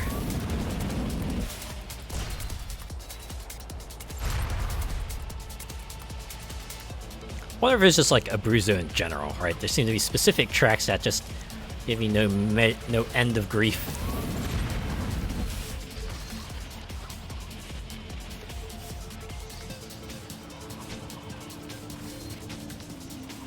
Alright, okay.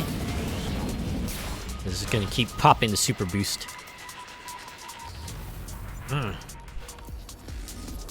9,300 miles, oh boy, yeah, whoo! That's a very long race, for sure.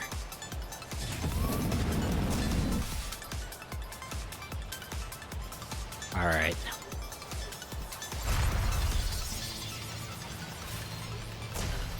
Give it one more try after this.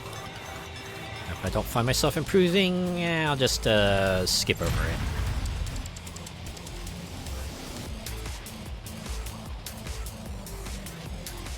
Wow! Really, complete the racing. I'm like not even close to the end of the track here.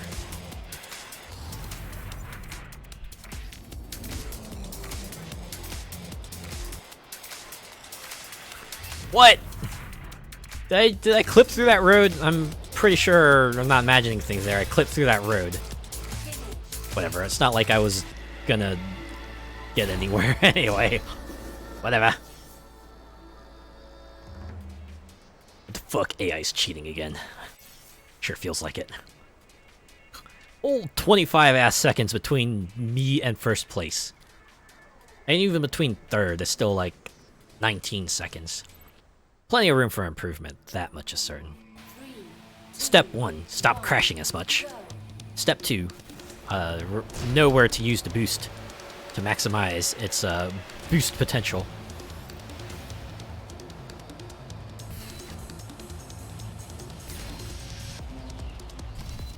I just have to remember on that last section, maybe let go of the gas. Maybe even hit the brake if necessary, because my goodness.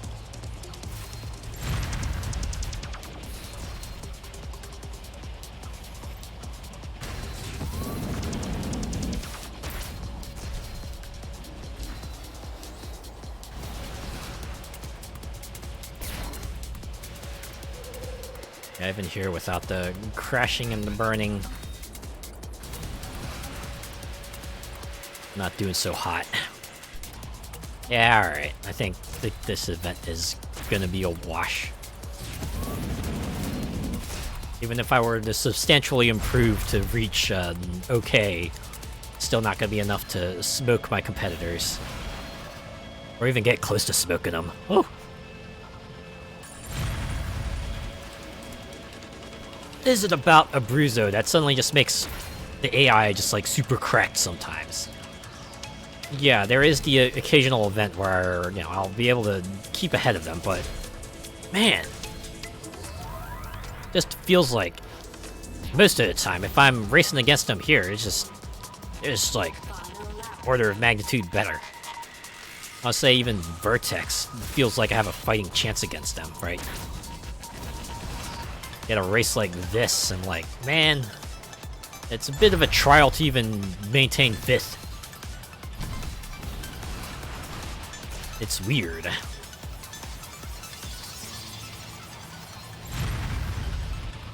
But what? I think this is what makes this, you know, not as aggravating, right? You know, the individual event itself still still a trial. Can be tiresome, but I could skip it, right? This event is just giving me no end of grief. I can just skip it. I can just go to the next event. In fact, progression isn't even like, you know, medals based. It seems to be more just like, how much time did you put into playing the career? And every time you level up, you just, you know, you get new events. Oh man. Now it's just straight up get gold. Look, I can turn this down for no penalty. That's it just goes away.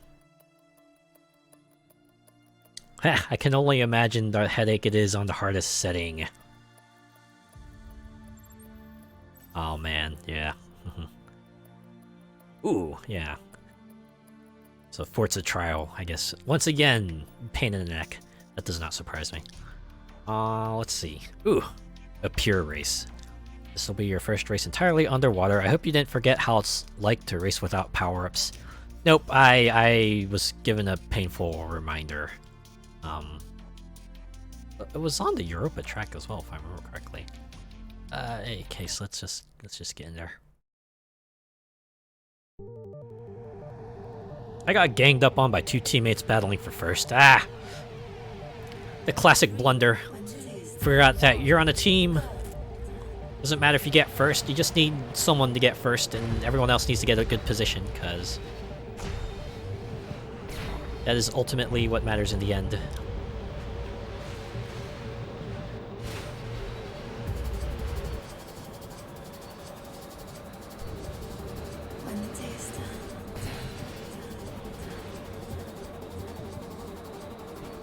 Okay, I can see this one also being a wash here. Ah, I didn't even make the jump. Ouch.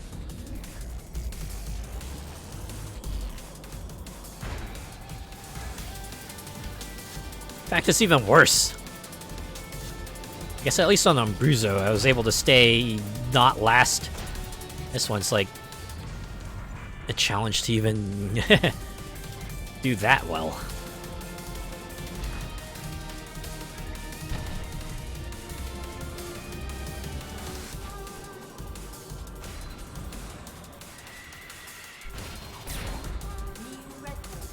Says I kind of dig the underwater look of this track. Also very tight corners too. If it feels like if you haven't quite, you know, mastered the handling like me, you're just gonna be smacking into walls a lot. And I see you running low on health.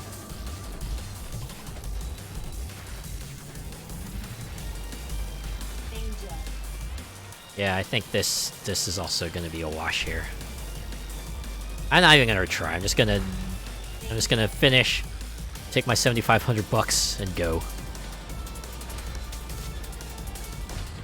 And there it is, the explosion. And another one. And this is 4 laps, you know. Because clearly don't wanna end this torment. Man, whatever happened to that Abruzzo track that, you know, had the real good signposting of, hey, get into the center of this circle here because that's where the track's gonna be. Granted, you were jumping into kind of opaque water, so you needed a visible target, but I guess this one has rings. As long as you stay within the rings, you usually stand a good chance. And they're like barely in sight. I can't keep pace for some. Ah, man.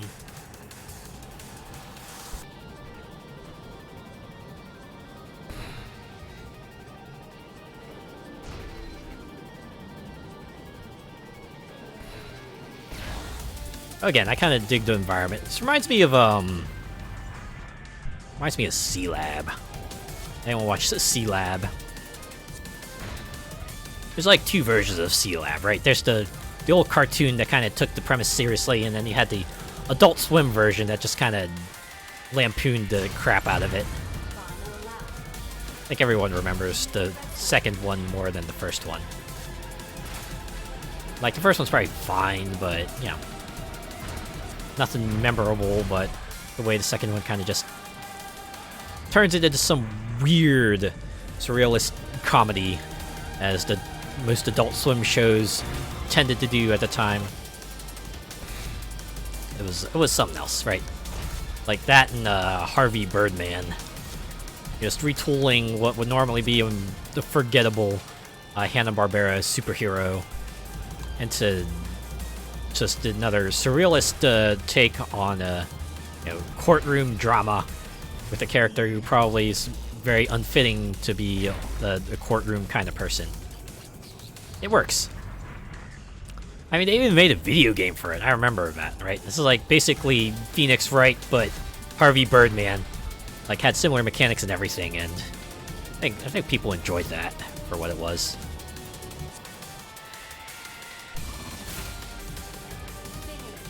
Yeah, alright, we're gonna just take our 8th place and go. This is not our event to win. We'd have to train for 1,000 years before I even stood a chance of beating Okareka here. Whole 40 seconds. Oof. Feels bad. Just had an idea for a track that is interactive and changes at random with extra corners and jumps, etc. Oh, it doesn't have the random part, but it's part of what I... Oh, snap, I didn't want to retry. Oops, I wanted to quit, actually. Yep, we're getting out of here. Yeah, I was gonna say, that reminds me a lot of Sonic and All-Stars Racing Transformed. It doesn't have the random part, but it does have, like, tracks that just change, even per lap, like... You know, one lap you'll be racing on the road, lap 2 will include like river sections, and the third lap just switches it up entirely and just flying your whole way through it. Or something like the one volcano track in Mario Kart. I think it debuted in Wii and they brought it back for Mario Kart 8. It's like the one that like, you know, had sections break off of it for each successive lap, so you had like more narrow roads to go on as the race went on. Sequest! Ooh, I remember that show. That was like the live action show that had everyone in a submarine. It was like part drama, part action, as most 90s shows were actually. Right? It had the moments of, you know, the team conflicts and what have you, and then you had your crisis of the show, usually some sort of evil group or something or the other, or like a problem in the submarine. I think some places called it like Sequest DSV or something like that. Correctly. Make me remember back when Cartoon Network had Cult Tunes or something. Oh man, I don't remember that show, but I would not be surprised if that Cartoon Network carried something like that. All right, back to Volcano. Gold medal's 22 seconds. We'll stick with the Lancer.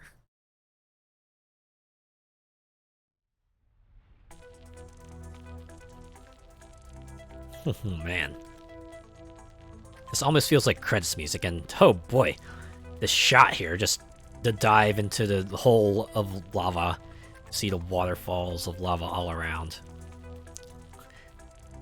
That description definitely was accurate when they went, for some godforsaken reason, to SRRL just wanted to build a racetrack here.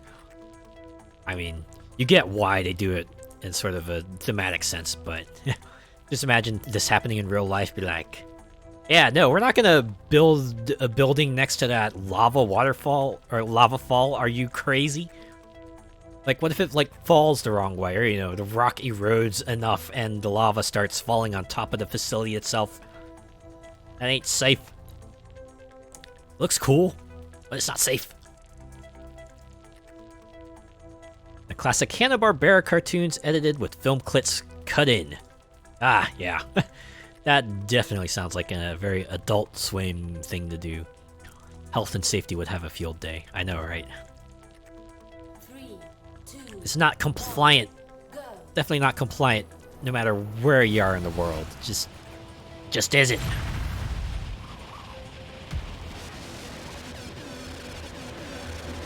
That said, I kind of dug that long straightaway. Oh boy. Hey, one advantage of having a whole big mega drop like that. That's always exciting.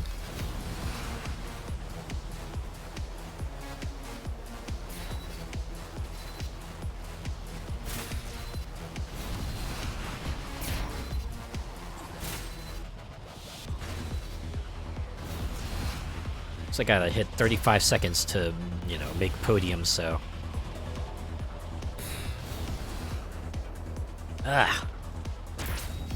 It's like when you turn, you don't have enough speed to kind of meet the speed target. So you gotta make sure you don't smack into the walls on the straightaways, because that's the only way you're gonna have enough bonus time to kind of keep on the down low here. Alright, good. Bronze medal. That's all I want. That's all I want. That said, let's see if the speed advantage in lap 2 will help shave off enough time. I just need 2 seconds. That's all I need.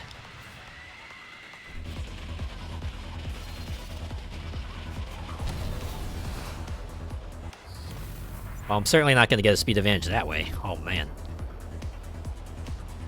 Well, this lap is a wash. Maybe lap 3 will have what I need.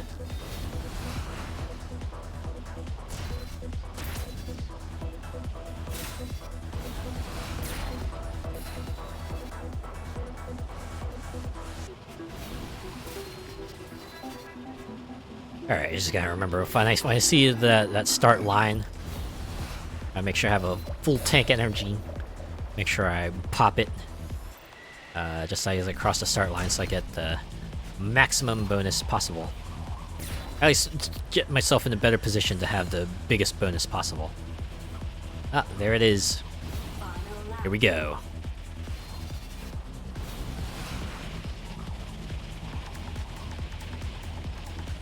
Just let everything build up as I make my way downwards. Who put that lava fall there? Who put that lava fall there? Whatever, I got bronze. I don't care. Gonna race through this lap, take our bronze medal and go.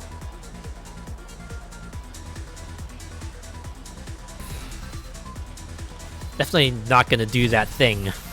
That thing that's like popular in the meme-verse where, you know, you got the guy on the podium who's celebrating his head off, right? Just like popping the bubbly, spraying it all over his face, making out with the race attendants, and then you pull the camera back, and he's there celebrating on the third place podium, while second and the first place kind of look at him going, "Bro, you're really excited about this, aren't you?"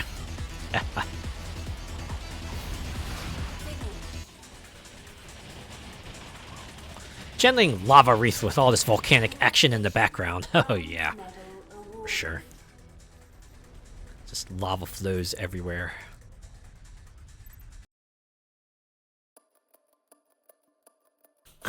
What the crap? Really, you gonna give me... Yeah, race with ESA AGR, and we're gonna give you much less money this time around. I'd imagine it's because it's a class 2 ship, not a class 3 ship or something like that, but... Why would I want to do that? No, I'm turning that down. All right, we're going to Sequoia. Did I check out on the environments? Are there any others? Oh, there was at least one more here. Redout. Okay, I don't think I've gone there yet. There's at least... Ah, there we go. PAR 219. Oh, and Mars. Yeah, Mars. Haven't been there yet. Ha! This is a track that's just straight up called Hell.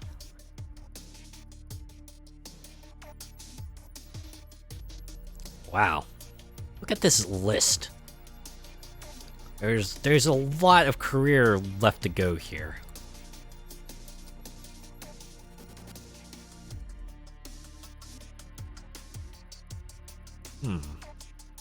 Says the memorial. I wonder if this is like the final race of the career.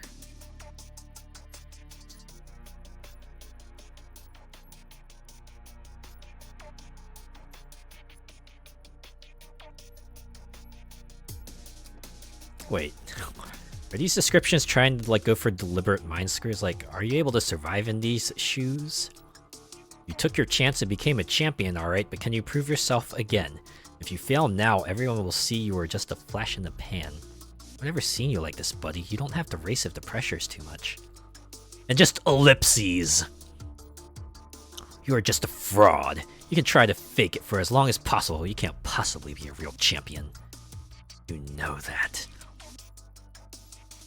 I get the feeling that this is not the end here. There's no way they're just gonna leave it off like that, are they?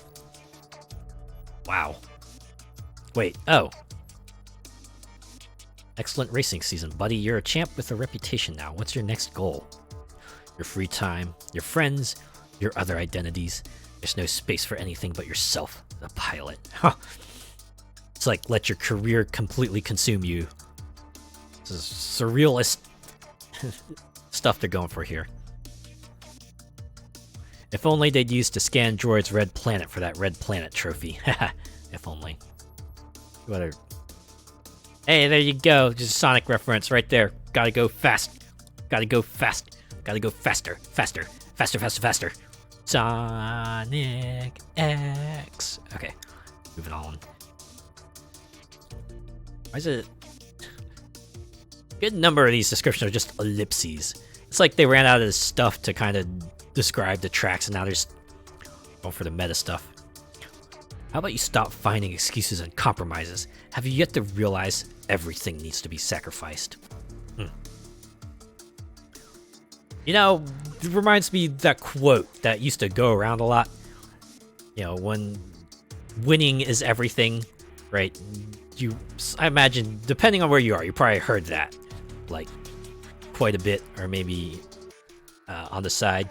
I think, like, the guy who originally said that kind of came out sometime later, was like, look, when I said winning is everything, I meant when you're playing the game, you gotta gotta do your best so that you have a better chance of winning. I didn't mean that's the only thing you should be working on at the expense of everything else, right? People would take that kind of saying to an extreme. It's kind of funny how that works, how people twist quotes. Whoa. How about you finish what you started and find out? Nothing like the open road and Martian wind in your hair. Except these ships don't have open windows. Go out and try again. Go out, try again. Go again. Again. Again. Or ellipses. Because it's way too late to go back. Nothing else you did or will ever do will change your identity. This is what you are. A pilot. Will you be remembered as a winner, or was one of the countless who just tried? If you replaced pilot with like a bunch of other occupations, it would still be a very fitting line there. Rotorua crater, conquer it. The Curiosity rover traveled 40 meters a day. You gotta be a little faster than that. Apollo 11 crew landed on the moon with a flight computer less powerful than a mobile phone. You got a Redout Class 4 ship instead. Keep your head down, literally.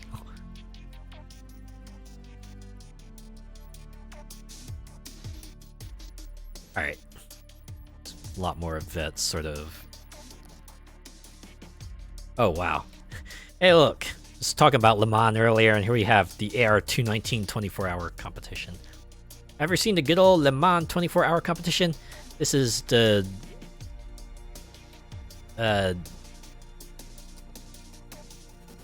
was XXVI Century version. The... This, what, the 26th century?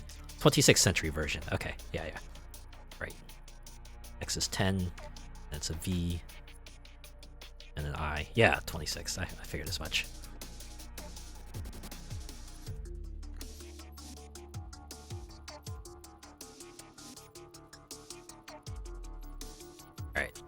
Let's get back to where I just page up here real quick.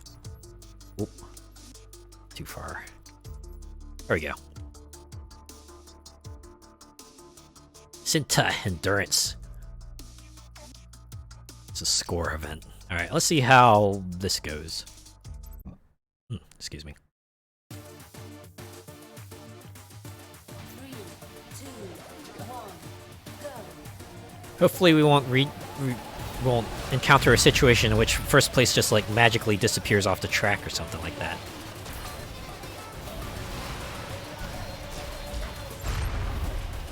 Oh boy.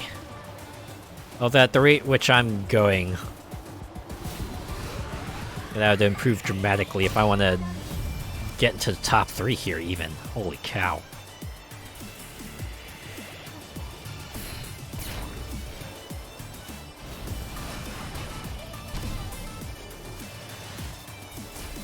Oh, hey. We're getting close, we're getting close. That said, oh boy. This track's pretty short. Even for 9 laps, this is going to be a short race.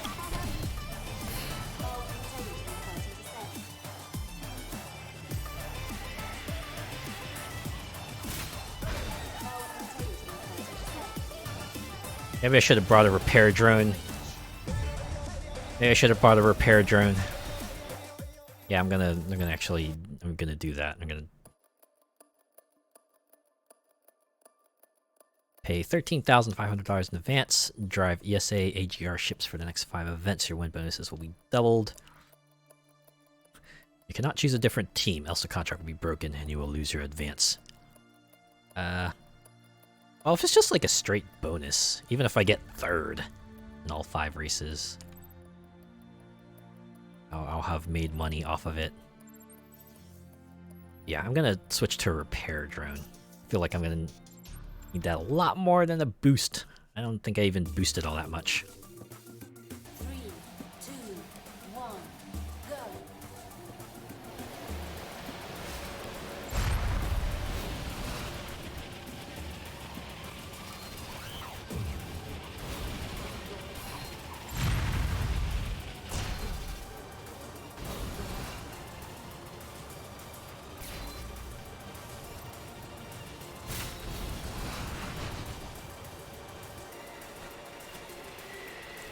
I think the craziest part about these score events is that they actually give you like a point bonus if you manage to get a perfect lap, and that's a lap in which you manage to, you know, get through the entire thing without even smacking into the walls once. You know, it's like a big bonus, but yeah, unless you're like really good at the game, I feel like kind of getting that perfect lap bonus is kind of a long shot dream.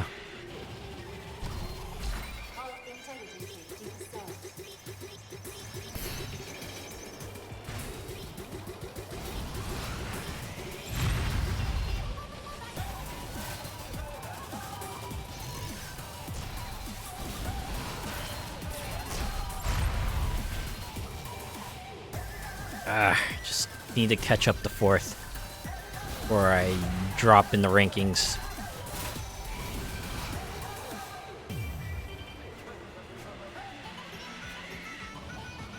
Also amusing is that they also have like a score penalty if you have to respawn.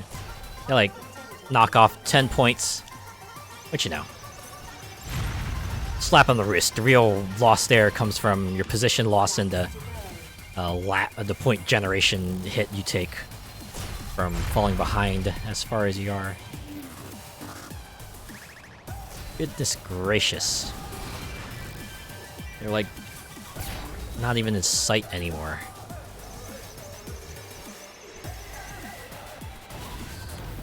See, here you go. -10 respawn penalty, but the real hit comes from you know, the pointage gain loss here.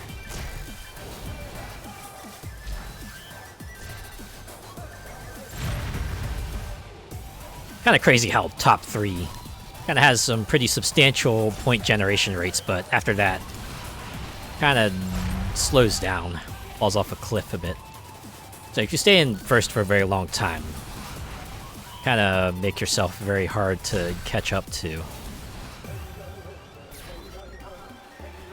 Oh boy.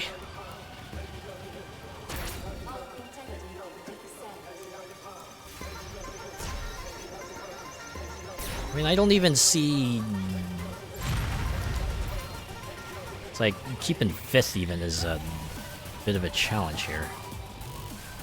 Can I just restart? I feel like I should just restart. Maybe make better use of my boost. No way I'm gonna catch up from that.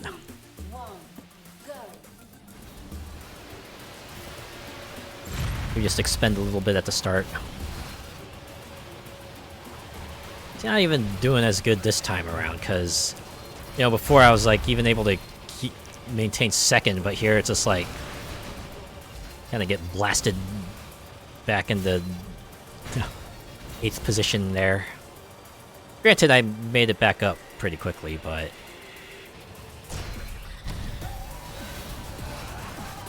still pretty harrowing, all things considered.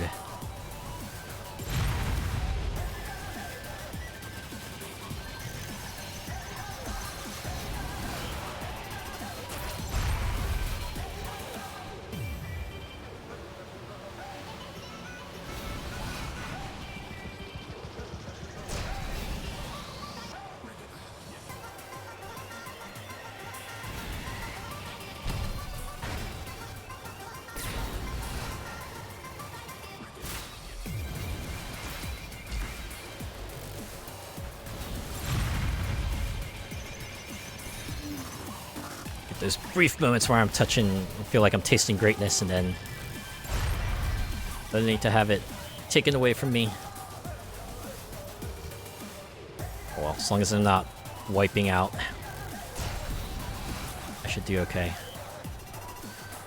As I can see in the score rankings, I'm still sitting in 5th, which ain't great. I mean, some mofo's pulling out the cheat card and... God damn it. That's when it feels bad, right? When you finally feel like you got a fighting chance and then other person just pulls out the nope card and just does... it's like that thing, right? Where you're... The meme where a little blob steps outside the box and gets punched from every direction and just goes back in the box. It's like, never again.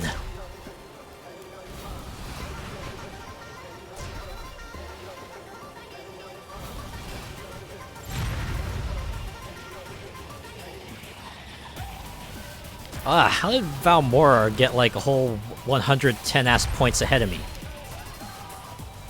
They're just telling me they pulled perfect laps out of their ass or something. I mean, it's precisely what they did, but... Good Lord. They're not even first. Or, you know... second.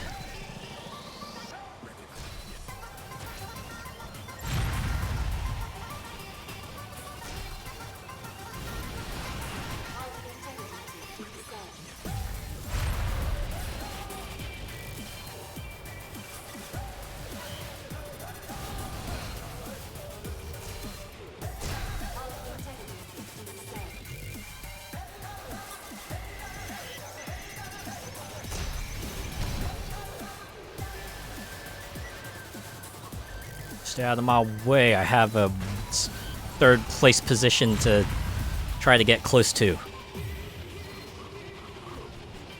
Hopefully the final placement points, you know, as long as I stay ahead of Valmora, maybe I can try to close the gap that way.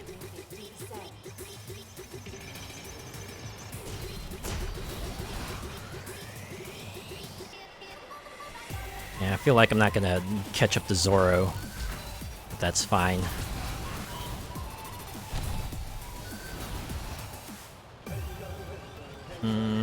Alright.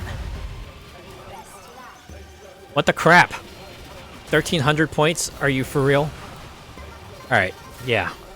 Anything beyond 3rd is a pipe dream. I just need to focus on staying ahead of Valmora, so they don't beat me out with their position points.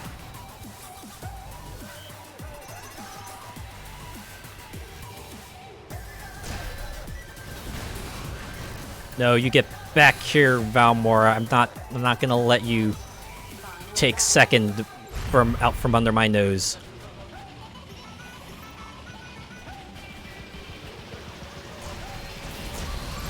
God damn it, Valmora. Just let me have this. You're well, of course, this is a vying for the podium, so you don't have every reason to fight as hard as I am, but still!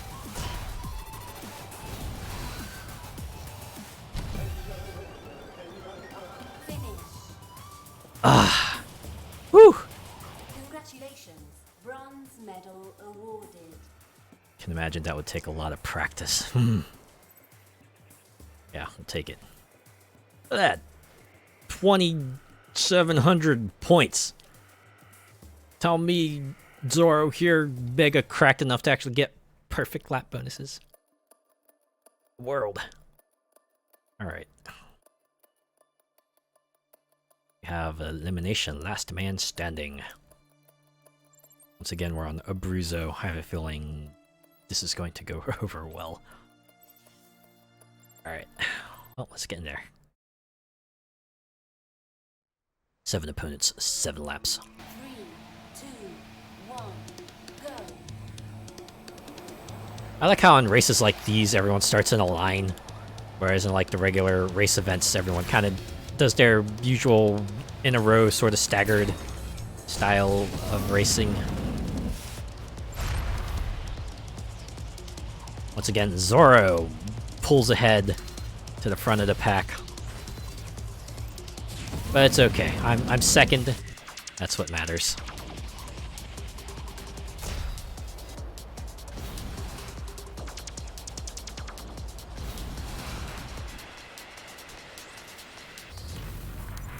I was not paying attention.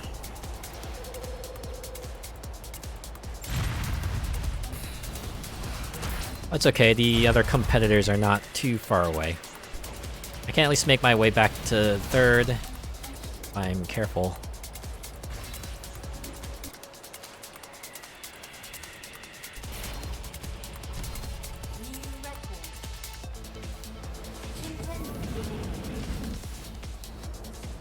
Hey, there we are, back in second. Of course, Zoro is not even on the radar anymore. He's just off and doing sick tricks, probably sipping their drink while they're waiting for everyone to catch up to them. I see Merman is jockeying for my spot here. And I have to fight for it. Whew, landed it that time.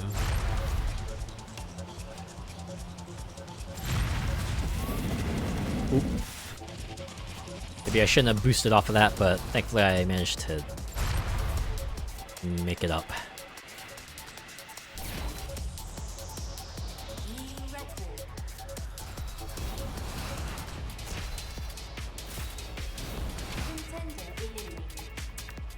Another one down, and another one down. Another one bites the dust. They must have some secret nitro hidden. That's what it feels like. They're like packing the augmented propeller and like super stabilizers or something like that.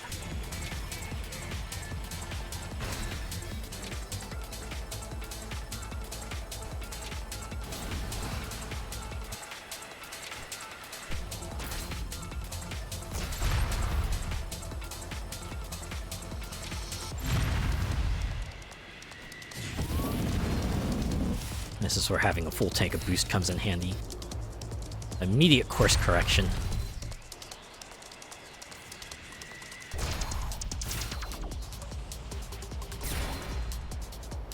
Alright, halfway point. Soon see 205, yep. Soon it'll be 204, and then 203, and then 202. And that's where my run will end. Because goddamn Zoro. What in the world is your ship made of? Seriously. Can I have some of it?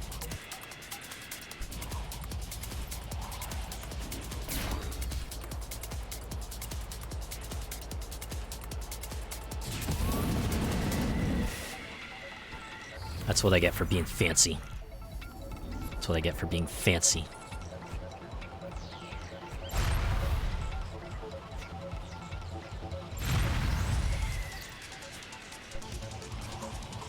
Oh well, at least I'm catching up to them, and I got 2 laps with which to overtake them before, you know, I get eliminated.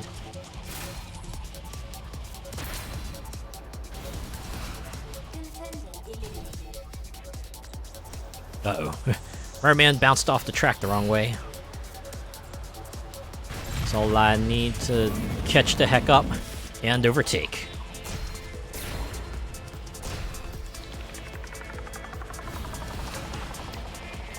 Oh, this is gonna be a fight. I can feel it already. I'm gonna spend the next 2 laps vying for second spot here. Who will have the honor of being eliminated by Zoro? Might possibly be not me. That's I thought for sure Merman would have gained a substantial lead off of that, but guess they messed up as well as I did.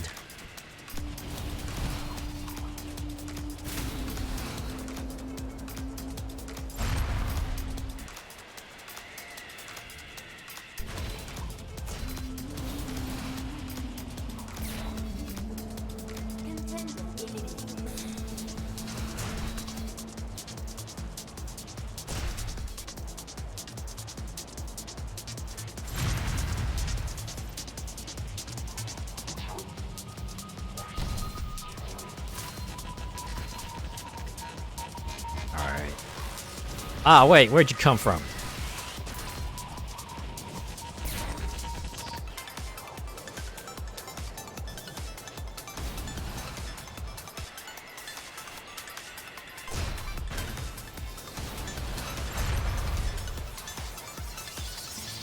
Good thing you only, like, strolled past me instead of, like, sailing by me. There. We're about to approach the end of the track here.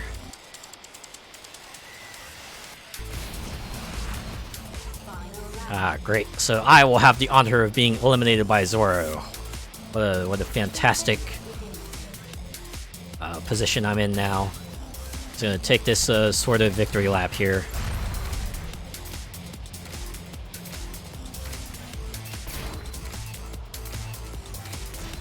I like how the race indicator, that gold square is not moving at all. Right, even though I am racing here, that gold square diamond is staying in relatively the same spot.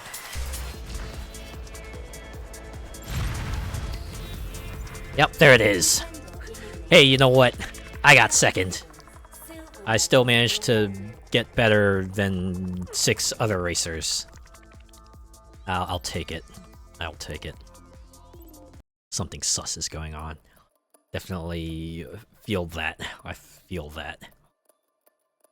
Alright, back to Cairo. Boss race. Now we're in a much higher class of ship. Let's see how this goes. 3, 2, 1, go. Oh, and it's 3 laps. Oh boy. Strap in, this is gonna be a long one. It'll be slightly shorter, of course, because we are racing in faster ships, but definitely still be longer comparatively.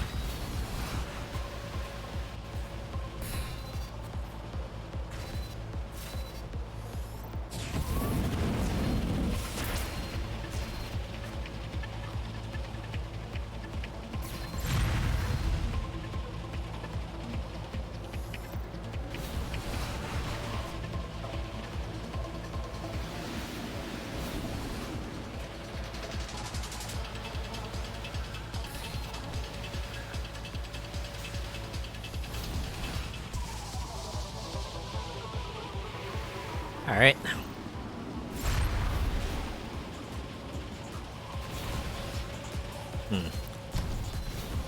Part of me wonders if the AI for races is like location dependent, since like Cairo is like the earlier locales you enter, AI is still gonna be a lot more lenient on you, because by nature of just being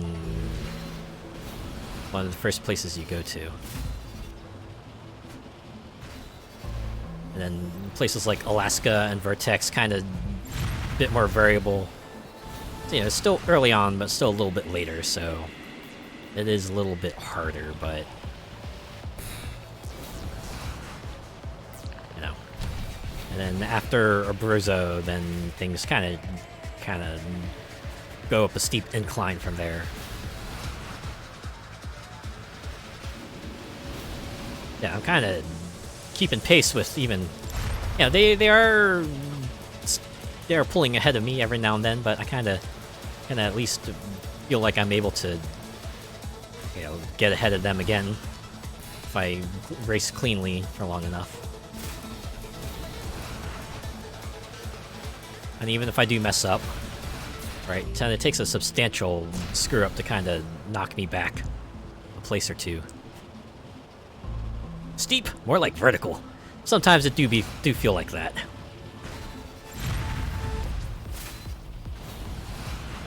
Alright, doesn't help that it feels like all the opponents are able to hit the booster, so it does feel like if you miss one booster, kind of setting yourself back a bit.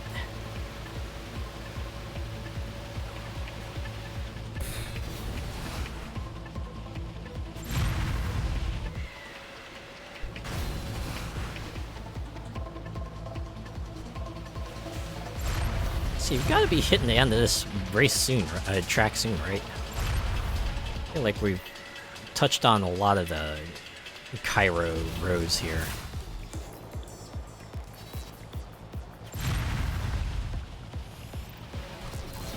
No, not quite there yet. Still on lap 1.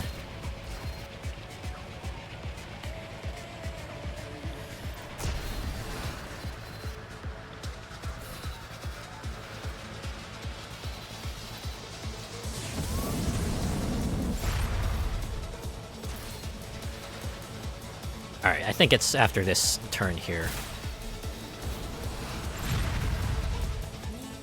Yeah, there we go, lap 2. And I'm about to run out of health. Oh, there it goes.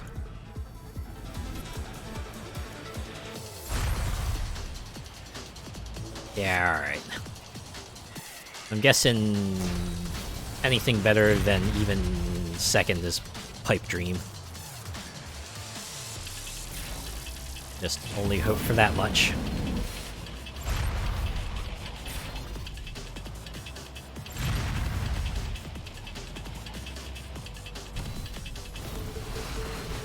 So given how close top 3 are, like crafty enough with my racing, I could overtake all 3 of them. And enjoy first, if even for a moment.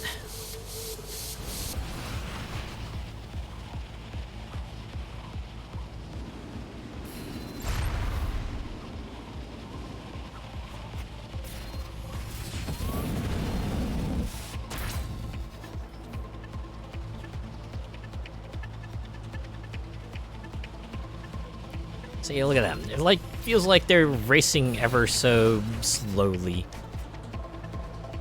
It's like, man, no matter how much I try to get up to them, it's like the best I can, feels like I can do 90% of the time is keep pace.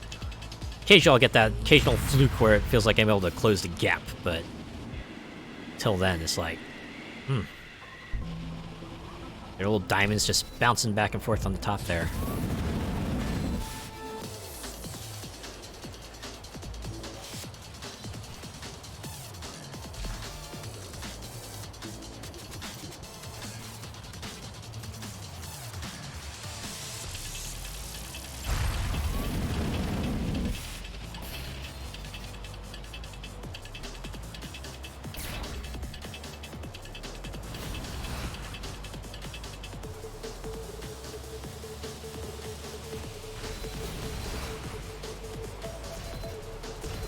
Ah, so close to them. Can taste it. There we go. Overtake 1, 2, and 3. All right. Oh. Now I'm in the thick of it.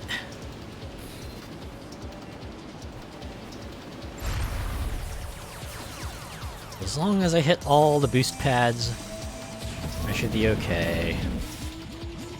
As long as I don't crash, I should be okay.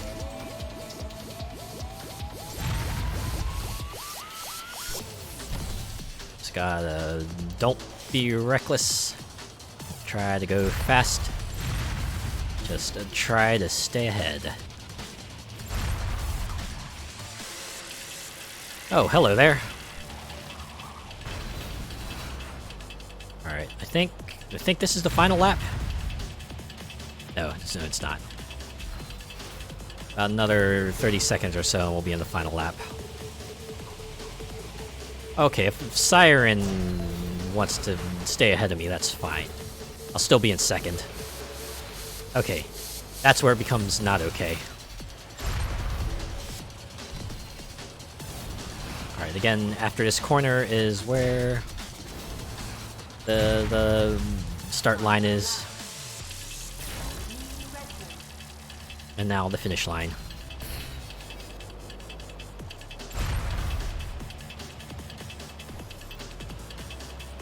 Now, play it safe. Try not to slam into walls too often. Make sure you keep pace with them. Rest up and get your health back.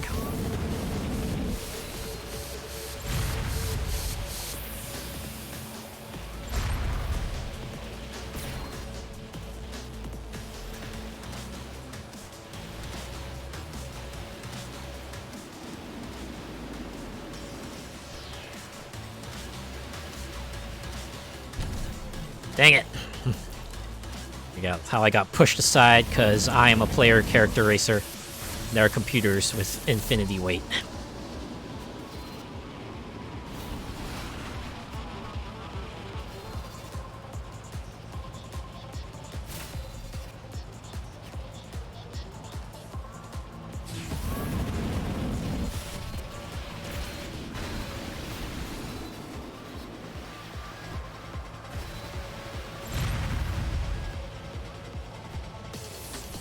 Seriously, if I wipe out here, it's pretty much stick a fork in it. There's no way I'm gonna be able to make up that sort of deficit that I would gain.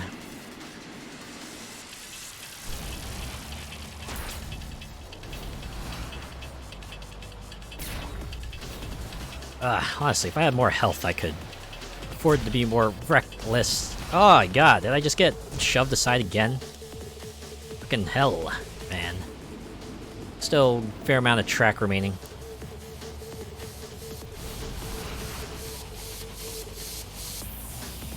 Plenty of time to get back up there. Alright, we got a good amount of health back, actually. It was my time to make my move. Instead, there's still my race to lose. Still my race to lose.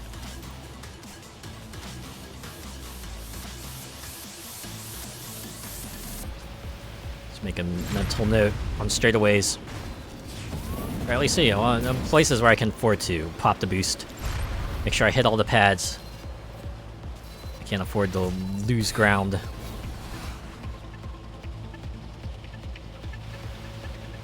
Nearing the end here. I see about a minute's worth of track remaining.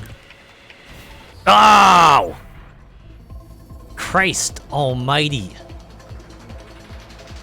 And there goes everything I fought for like the last minute and a half.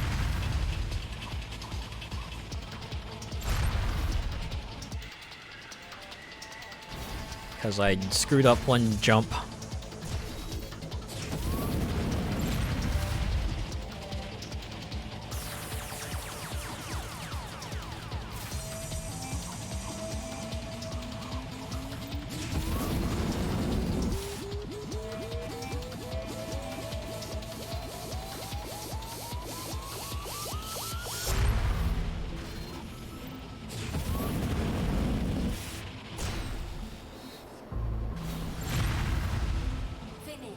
Ugh.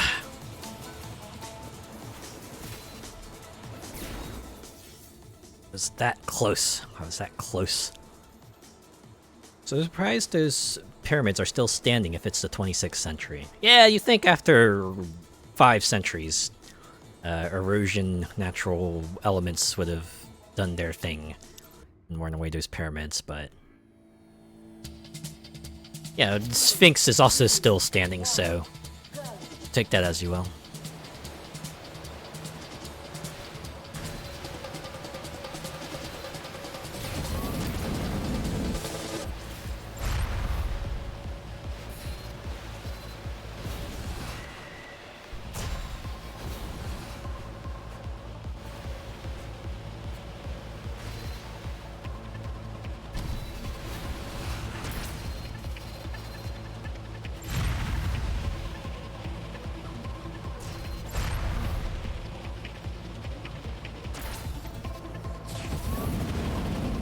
I wonder if I should just like take a repair drone into this race. Feels like most of the time I'm like having to hold off on taking any risk because I need to let my health recover big time.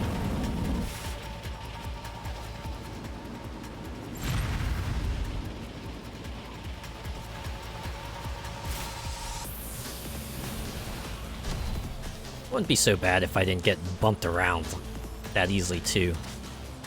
It's like, I think I'm making good pace and suddenly I get knocked slightly off course.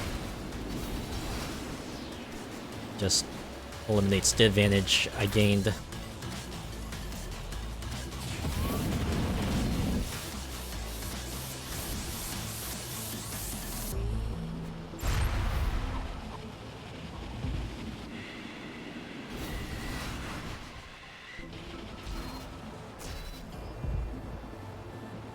Have they upped the damage that the barriers do? Kinda feels like it, doesn't it? Then again, we are going at like faster speeds, so I guess it tracks a little bit.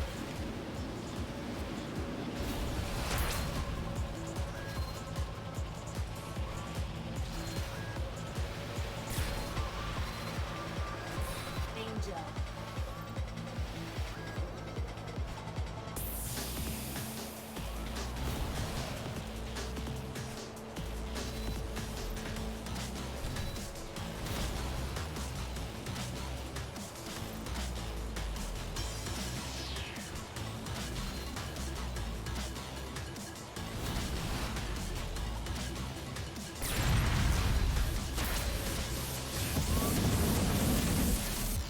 Danger.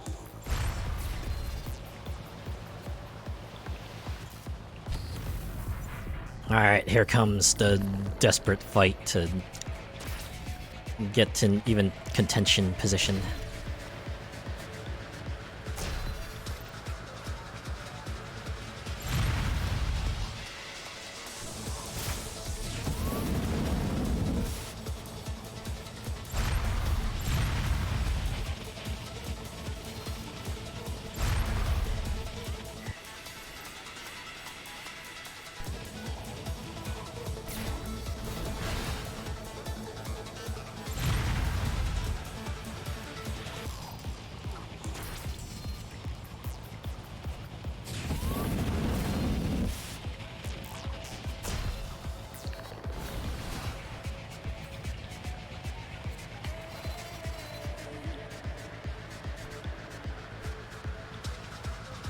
Oh man.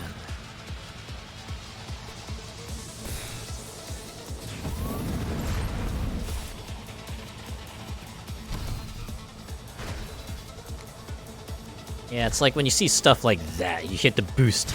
It's like the diamonds barely get closer to you. It's like, what am I even fighting for?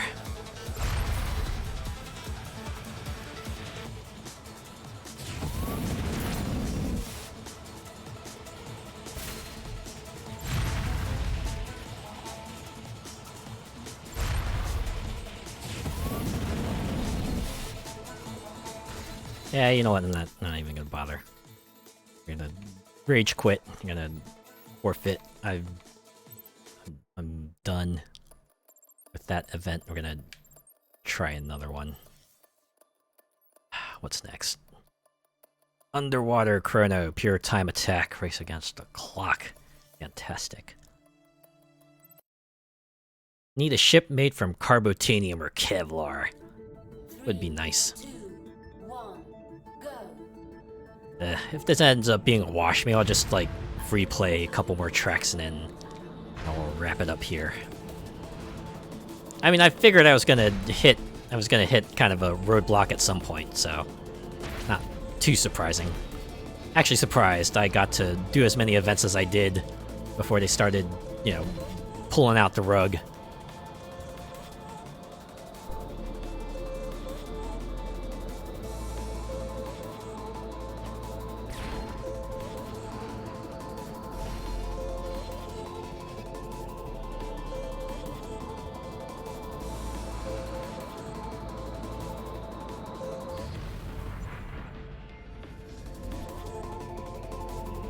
Man, maintaining control in those tunnels is very crucial.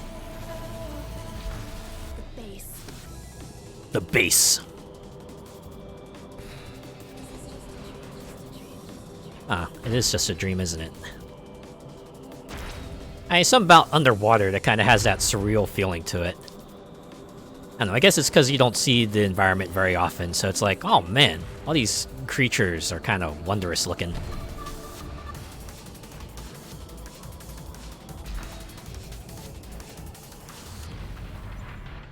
Oh god, talk about getting motion sickness. Yeah.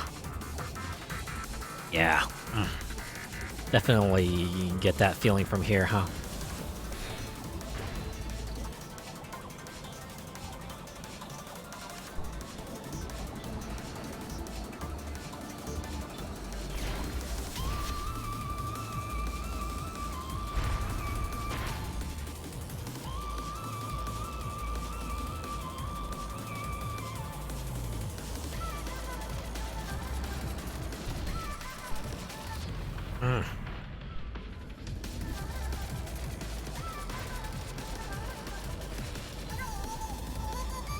Definitely get that feeling, right? It's always in racing game or game video games. So you have that one spot where it just feels like you kind of mess up every time. 1, 2, 3, 4. It's like no matter your best efforts, even if you try to anticipate it, right? It's like either you anticipate it, or despite your best efforts, you end up kind of fall into the same trap every time, or you end up overcompensating and your performance takes anyway because you kind of went too far in the other direction. I feel like I'm in that state at the moment.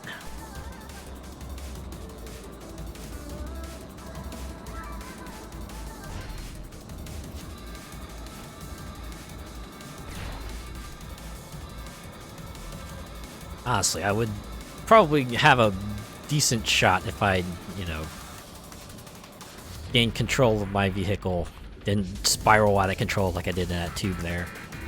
Stop crashing as often as I did, but man, I feel like that's a degree of concentration and control that I might not have at this point in time. Yeah, the final stretch, but unfortunately we're way over time again. Not even breaking close to bronze medal there. Like those fish that have those lights on the head. Yeah, anglerfish. Or yeah, some of the more odd-looking creatures of the deep. Of course, you know, they adapted the way they did to, you know, make, to kind of handle the harsh deep sea environment and the, you know, the massive pressure that much water on you provides. So definitely have compensated that way. All right. Yeah, I think I'm going to just conclude with a quick race through some of the other environments here. I feel like I've kind of hit my limit as far as the races are concerned. Let's see, which ones haven't we seen yet? We've seen Europa, Neptune, Vertex. Ah, we haven't seen Mars. Let's go with gotta be creepy down there with no light reaching there. Yeah, exactly. And when you do shine your flashlight and see something, just like, oh man, what is that? What is that? Are these all these tracks named after rovers? I think they are. I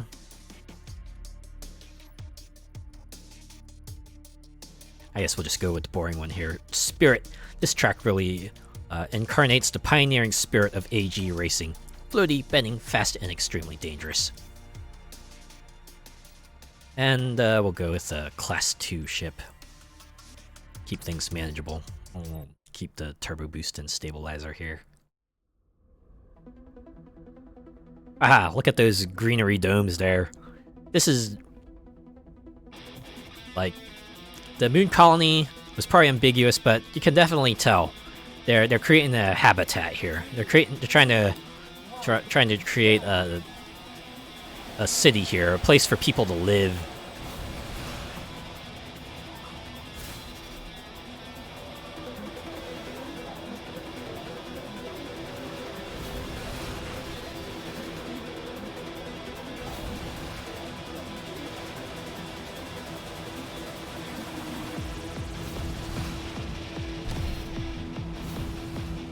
Oh yeah, this theme goes, man. Just listen to that guitar just rocking out.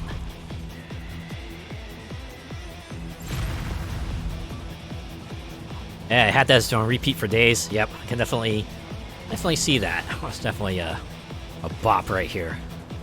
Take your time with this track. I'll try. Of course, I do have to go a certain speed because I do want to finish. Granted, since this is a free race, I don't have to worry about medals and stuff, but I still want to try to do well. I do like how they're having us race on these like half pipe type of roads here.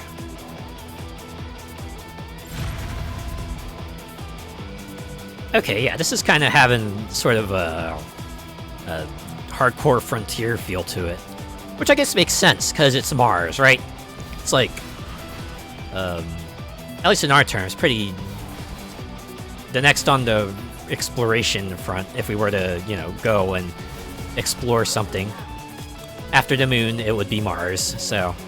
I guess it makes sense it would have something that sounds sort of adventurous like this. Pretty fitting, all things considered. Yeah, this is pretty cool. I can dig it.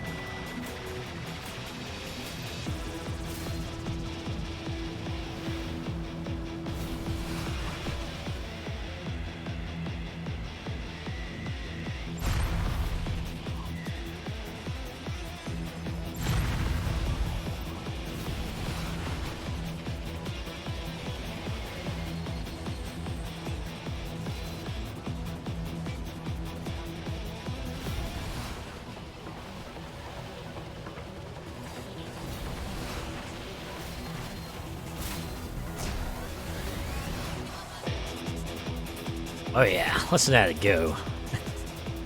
Your guitar just kicking in right there. Definitely makes you want to kind of hit that pedal right to the ground there. Get maximum acceleration out of your ship.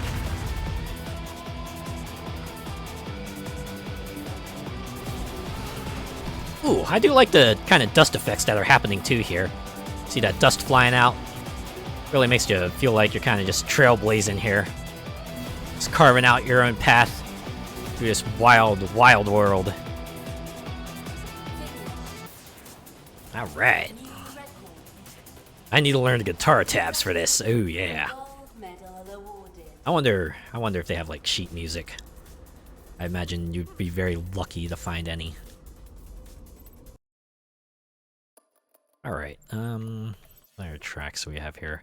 Saw the moon. Oh, we didn't see PAR-219. What are we gonna do? Annapurna. That's like a game company's name. It's gotta be something else. Durga, Shiva, and Vishnu. Oh boy, got a little Hindu in here too. All right, which one do I want to do? Wow, really? The only Redout track taking place on 2 different celestial bodies. That's gotta be tricky to manage. With its large and fast turns, Shiva is designed for speed events. Durga is very similar to Kali, but it goes much higher above the ground, presents more inclination, and is even faster. Annapurna. The initial and final section of Annapurna presents some extremely tight corners. Kali. The original design of this track was fast and narrow to facilitate the use of offensive weapons. Huh. So it's like, in another universe, this could have been a track in the Wipeout League. I read that the OST for the second one pales in comparison for this one.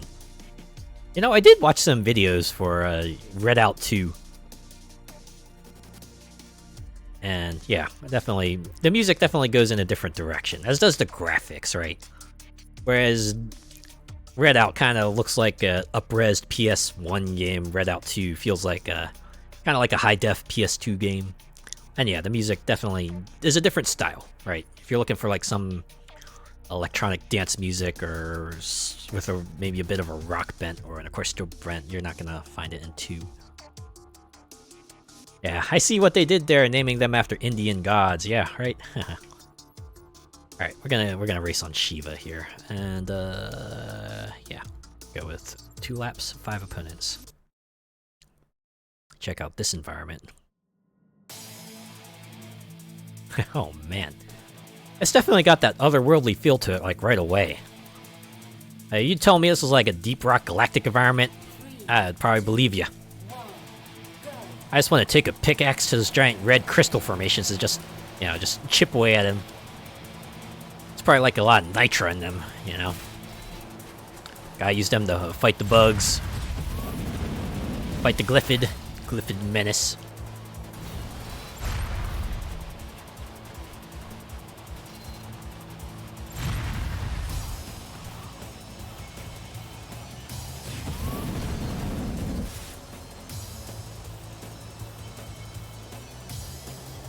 Well, I did pick the track facilitated for speed, so not too surprised that the roads here are super duper wide.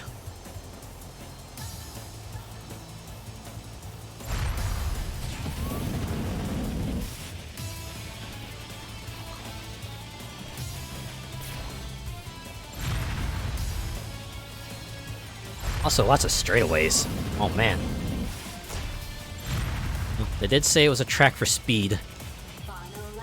Definitely feel the speed. I can feel the sunshine. Oh, I'm getting Total Recall vibes from those red crystals.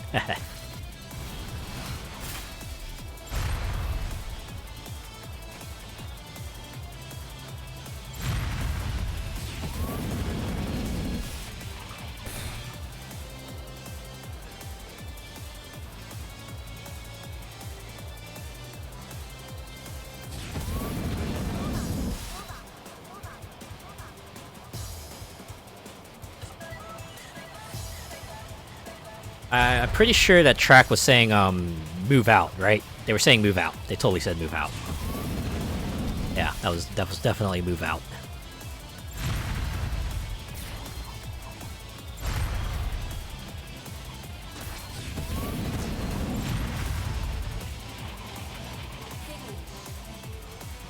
Ooh, that was fun. Congratulations. Gold medal awarded.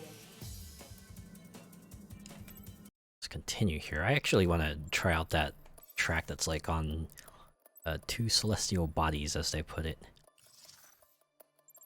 Go there. Check it out.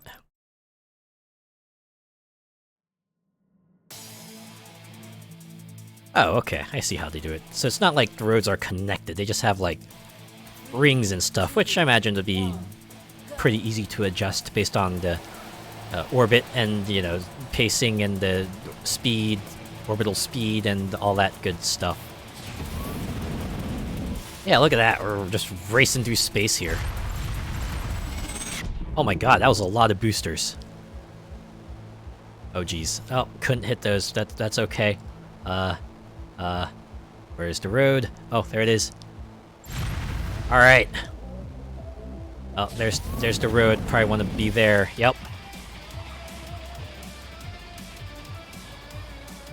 Yeah, okay. See this track right here?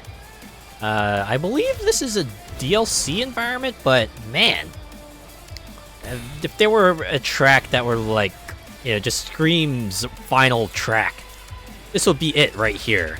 Just racing through goddamn space between two celestial bodies. That's like about as climactic as it gets, right?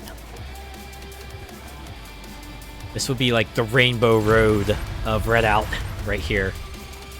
You got those sections there where it's just like a ton of boosters in a row, kind of just let you know, oh man, it's gonna be speed, all speed from here, all speed, all day.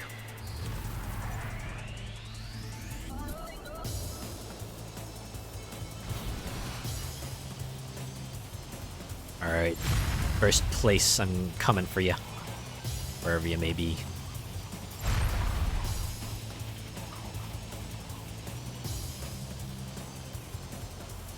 Man, this is we're almost nearing 2 minutes, and this is still lap 1.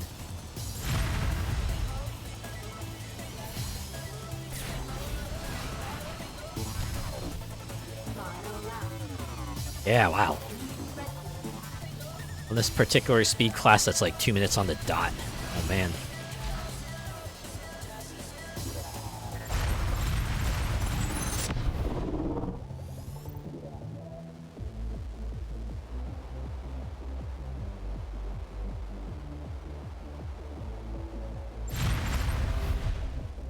Do like the really long jumps they have there. If anything screams climactic, it's that part right there, just flying through space. Like your freaking Star Fox. I swear that rock formation looks like that space head what was in Star Fox. Really? I have to keep an eye on that. Ah, man. Okay. Well, it's fine. It's fine. I'm still second. I think that's about as good as it'll get for this race. I don't even know where first place is anymore. And I don't particularly care. I'm just enjoying the kind of the scale of it all.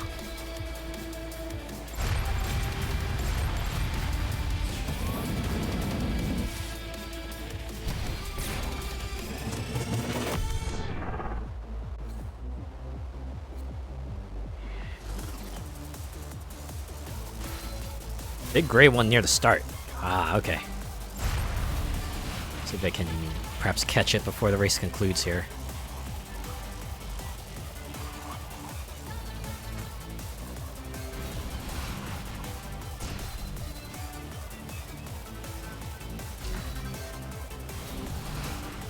Worst! Worst, incidentally, the best.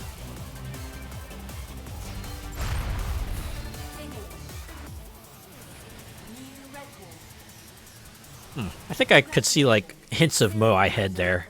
Yeah. Alright. That was a taste of PAR 219. I think we also did see Rotorua. Did we? Yeah, we did. Definitely gives off that otherworldly feel as well, with these floating islands and everything. Man, feels like it's like straight out of a Grand Blue Fantasy.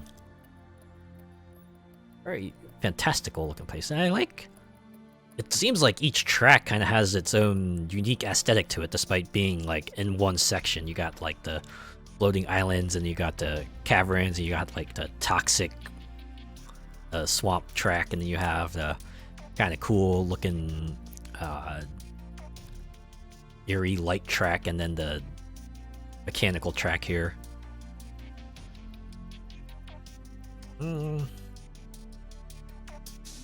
Okay, I think I will do 2 more races. We'll start with alright, nice touch too with the music. When the music faded out when you did the big jump. Ah, yeah, I love it when games do that, right? They kind of hollow out the sound when you're like in the air. Gives you that feeling that, oh man, you're just flying through there and you just got the wind just rushing past you, and you know, the differential in ear pressure, differential pressure in your eardrums and all that. Alright, we'll go through the cave complex.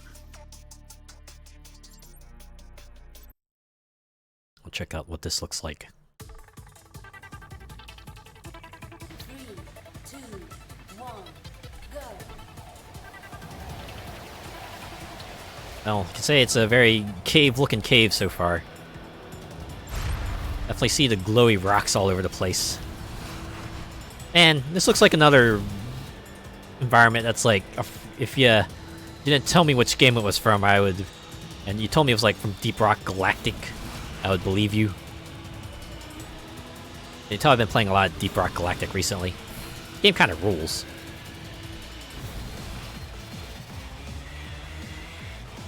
Oh boy, that jump section was a little confusing there. Valwara! I remember you. Took away my title back there.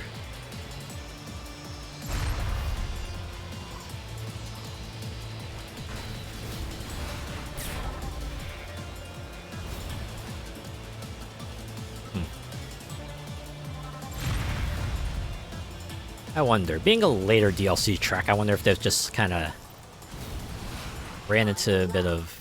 Oh, no it didn't. That's just a minute lap. That said, this was last on the list, so I have to assume, like Redout 2, was just kind of like what they could piece together from their remaining ideas for whatever DLC tracks they had, and were like, yeah, this will be the final one. And, you know, put together some sort of loose narrative to kind of justify them all being together. And they came out with this. But, you know, pretty cool concept, nonetheless. Definitely would be a way to kind of cap off, you know, DLC releases at least.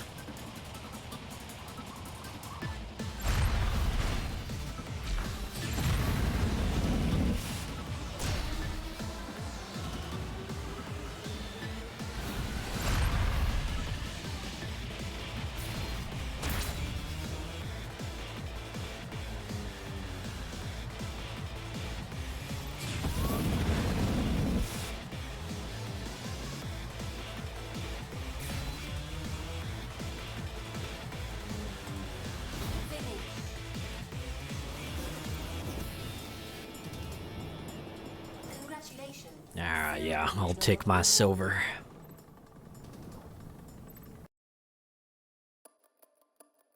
Alright, I want to check out one more thing here.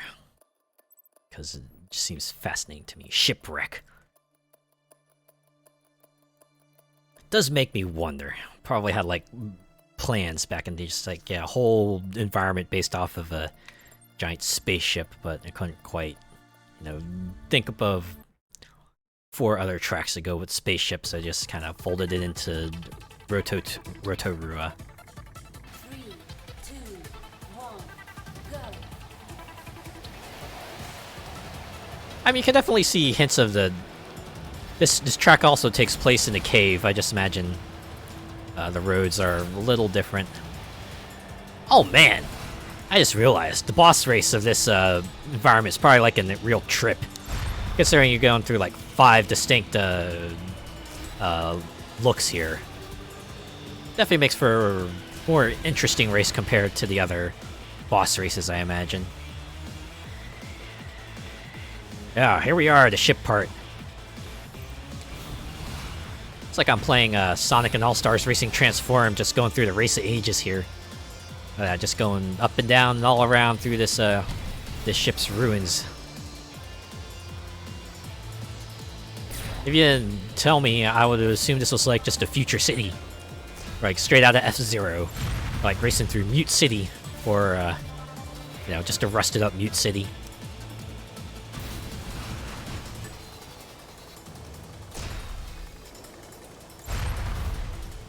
Alright, there's gotta be one of those tracks that has just like a teleporter at some point, so that, you know, just their way of connecting the part together to make a full circuit.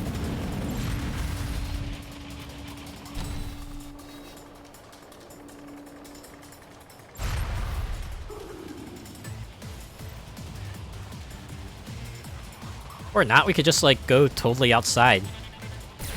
That also Hey, you know what? We are seeing other parts of Rotorua, so hey, this is pretty cool. Final lap. Yeah. Definitely gives the environment a bit more of an interconnected feel now, so yeah. It works out. It works out.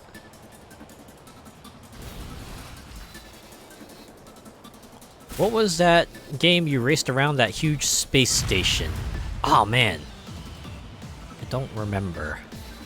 It was probably like either Grip or Sonic and All-Stars Racing Transformed.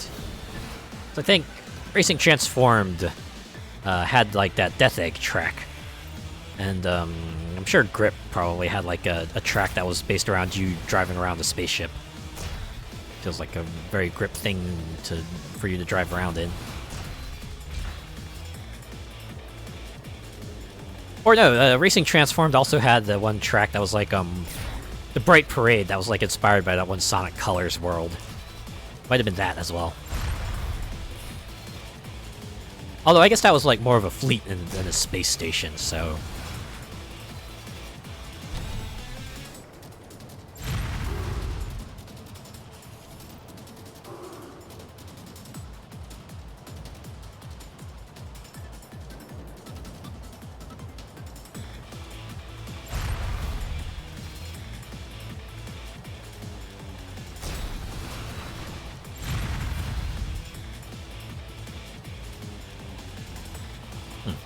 As for being track 5 on the list goes, this is pretty cool too.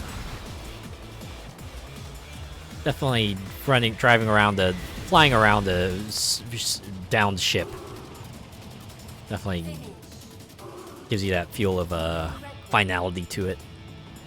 Congratulations. Gold medal awarded. Be nice if they had you race through the inside of the spaceship like that one mission in Saints Row 4. Ah, that would be cool, wouldn't it?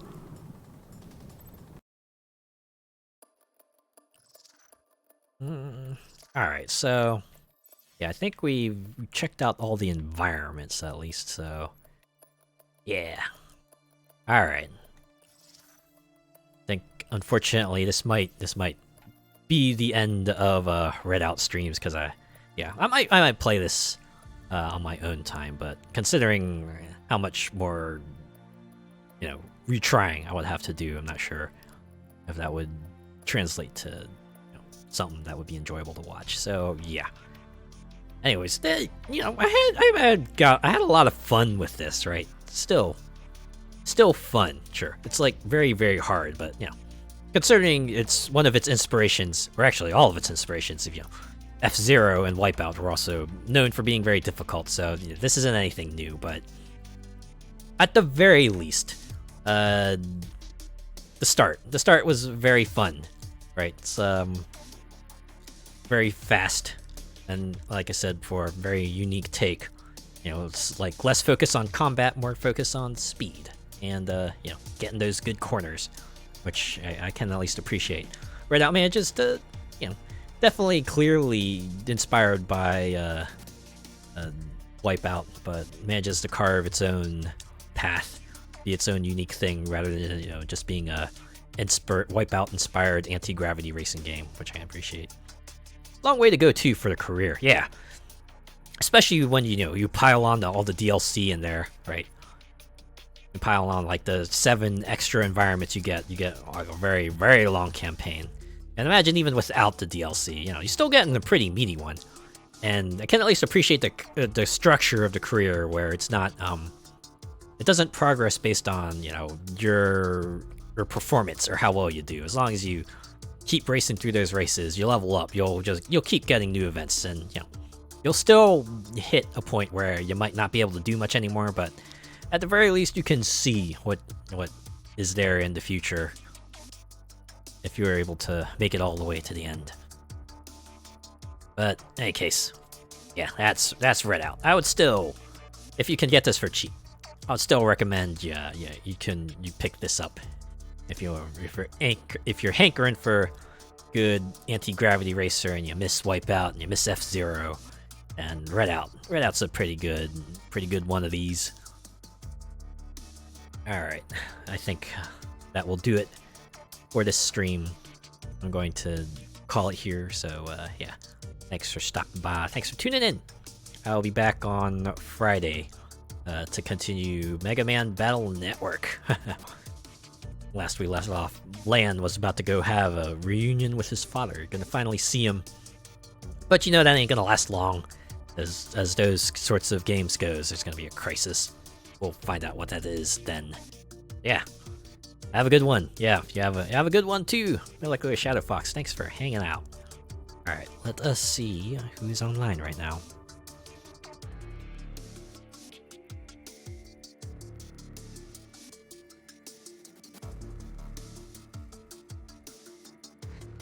Yeah, thank goodness I finally figured out how to find out who I'm following, but I'm gonna hit up another tab first and see if there's someone there I can branch off to.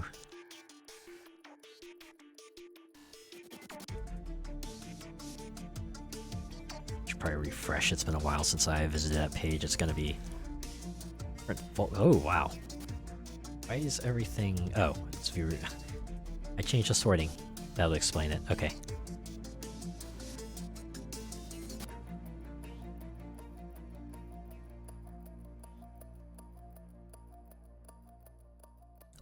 Was everything here?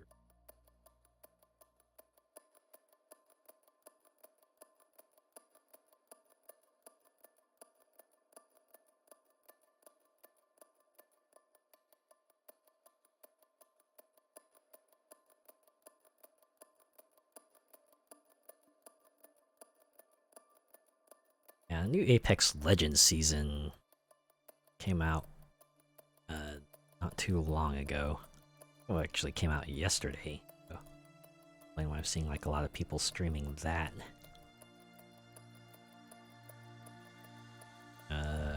Fall Guys, I was playing that a little earlier, so got it. On the very first game I jumped back into. Granted, it was like mostly new rounds and stuff, so I guess I just got used to it faster than most people did.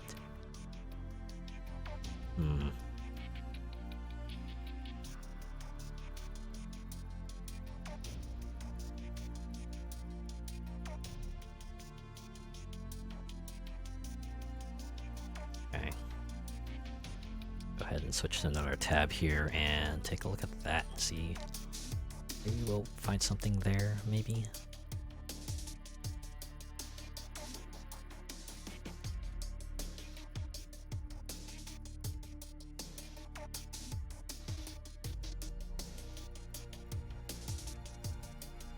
Still seeing a handful of folks play Overwatch 2. This only makes sense. I heard they got like their own event coming out. It's like not Star Wars. Very thinly veiled Star Wars reference.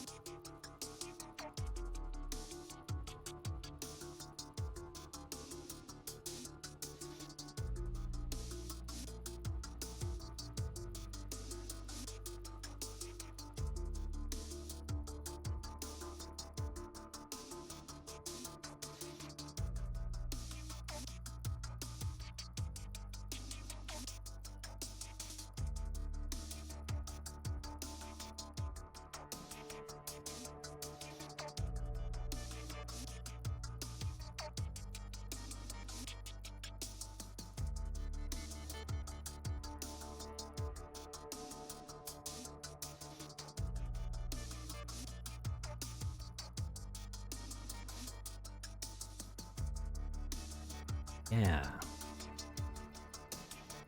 Darkest Dungeon 2 came out recently as well. I think it was like at the beginning of the week.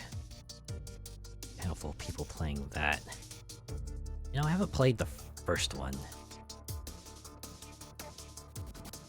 Then again, I know that game is also famous for being difficult. But they do have a difficulty. Well, they do have a setting that kind of eases up on that, so maybe that might be something I do at some point, maybe later. Maybe later. I always agonize over choosing who to raid. Really should just pick one and go.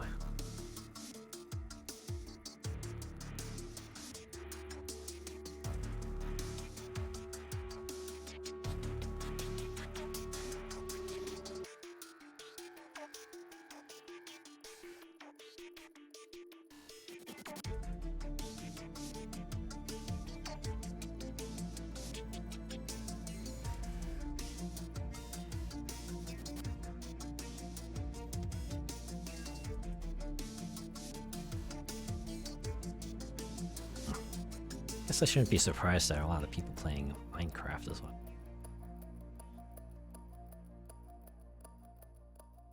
I feel like at this point it's become like the evergreen game.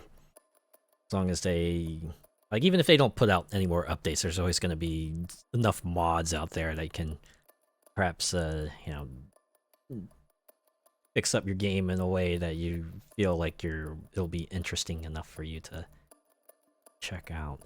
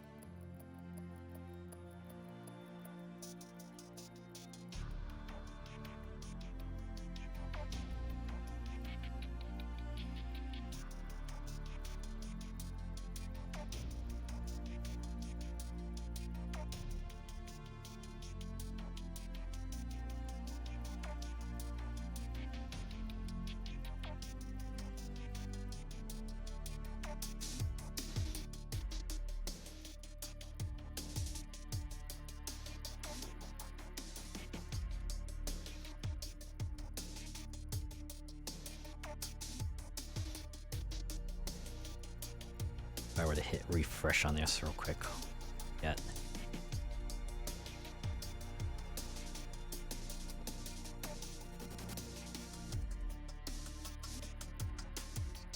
I think I am zeroing in on someone I want to perhaps raid.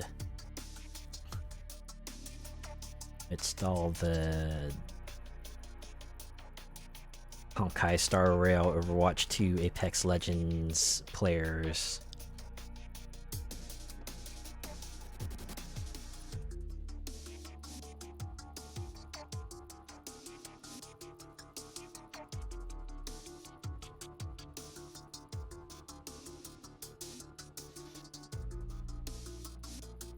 Yeah, I have made my decision because they are playing Darkest Dungeon 2. You know, as much as a game probably would kick my teeth in, I can at least appreciate it from a stylistic and a game structured kind of path. All right, Dancho Horang. Gonna go ahead and raid into them. Yeah, I guess if you're gonna join on the raid, hit them with a Redout raid. Otherwise, have a good night, and I'll see you Friday for Mega Man Battle Network.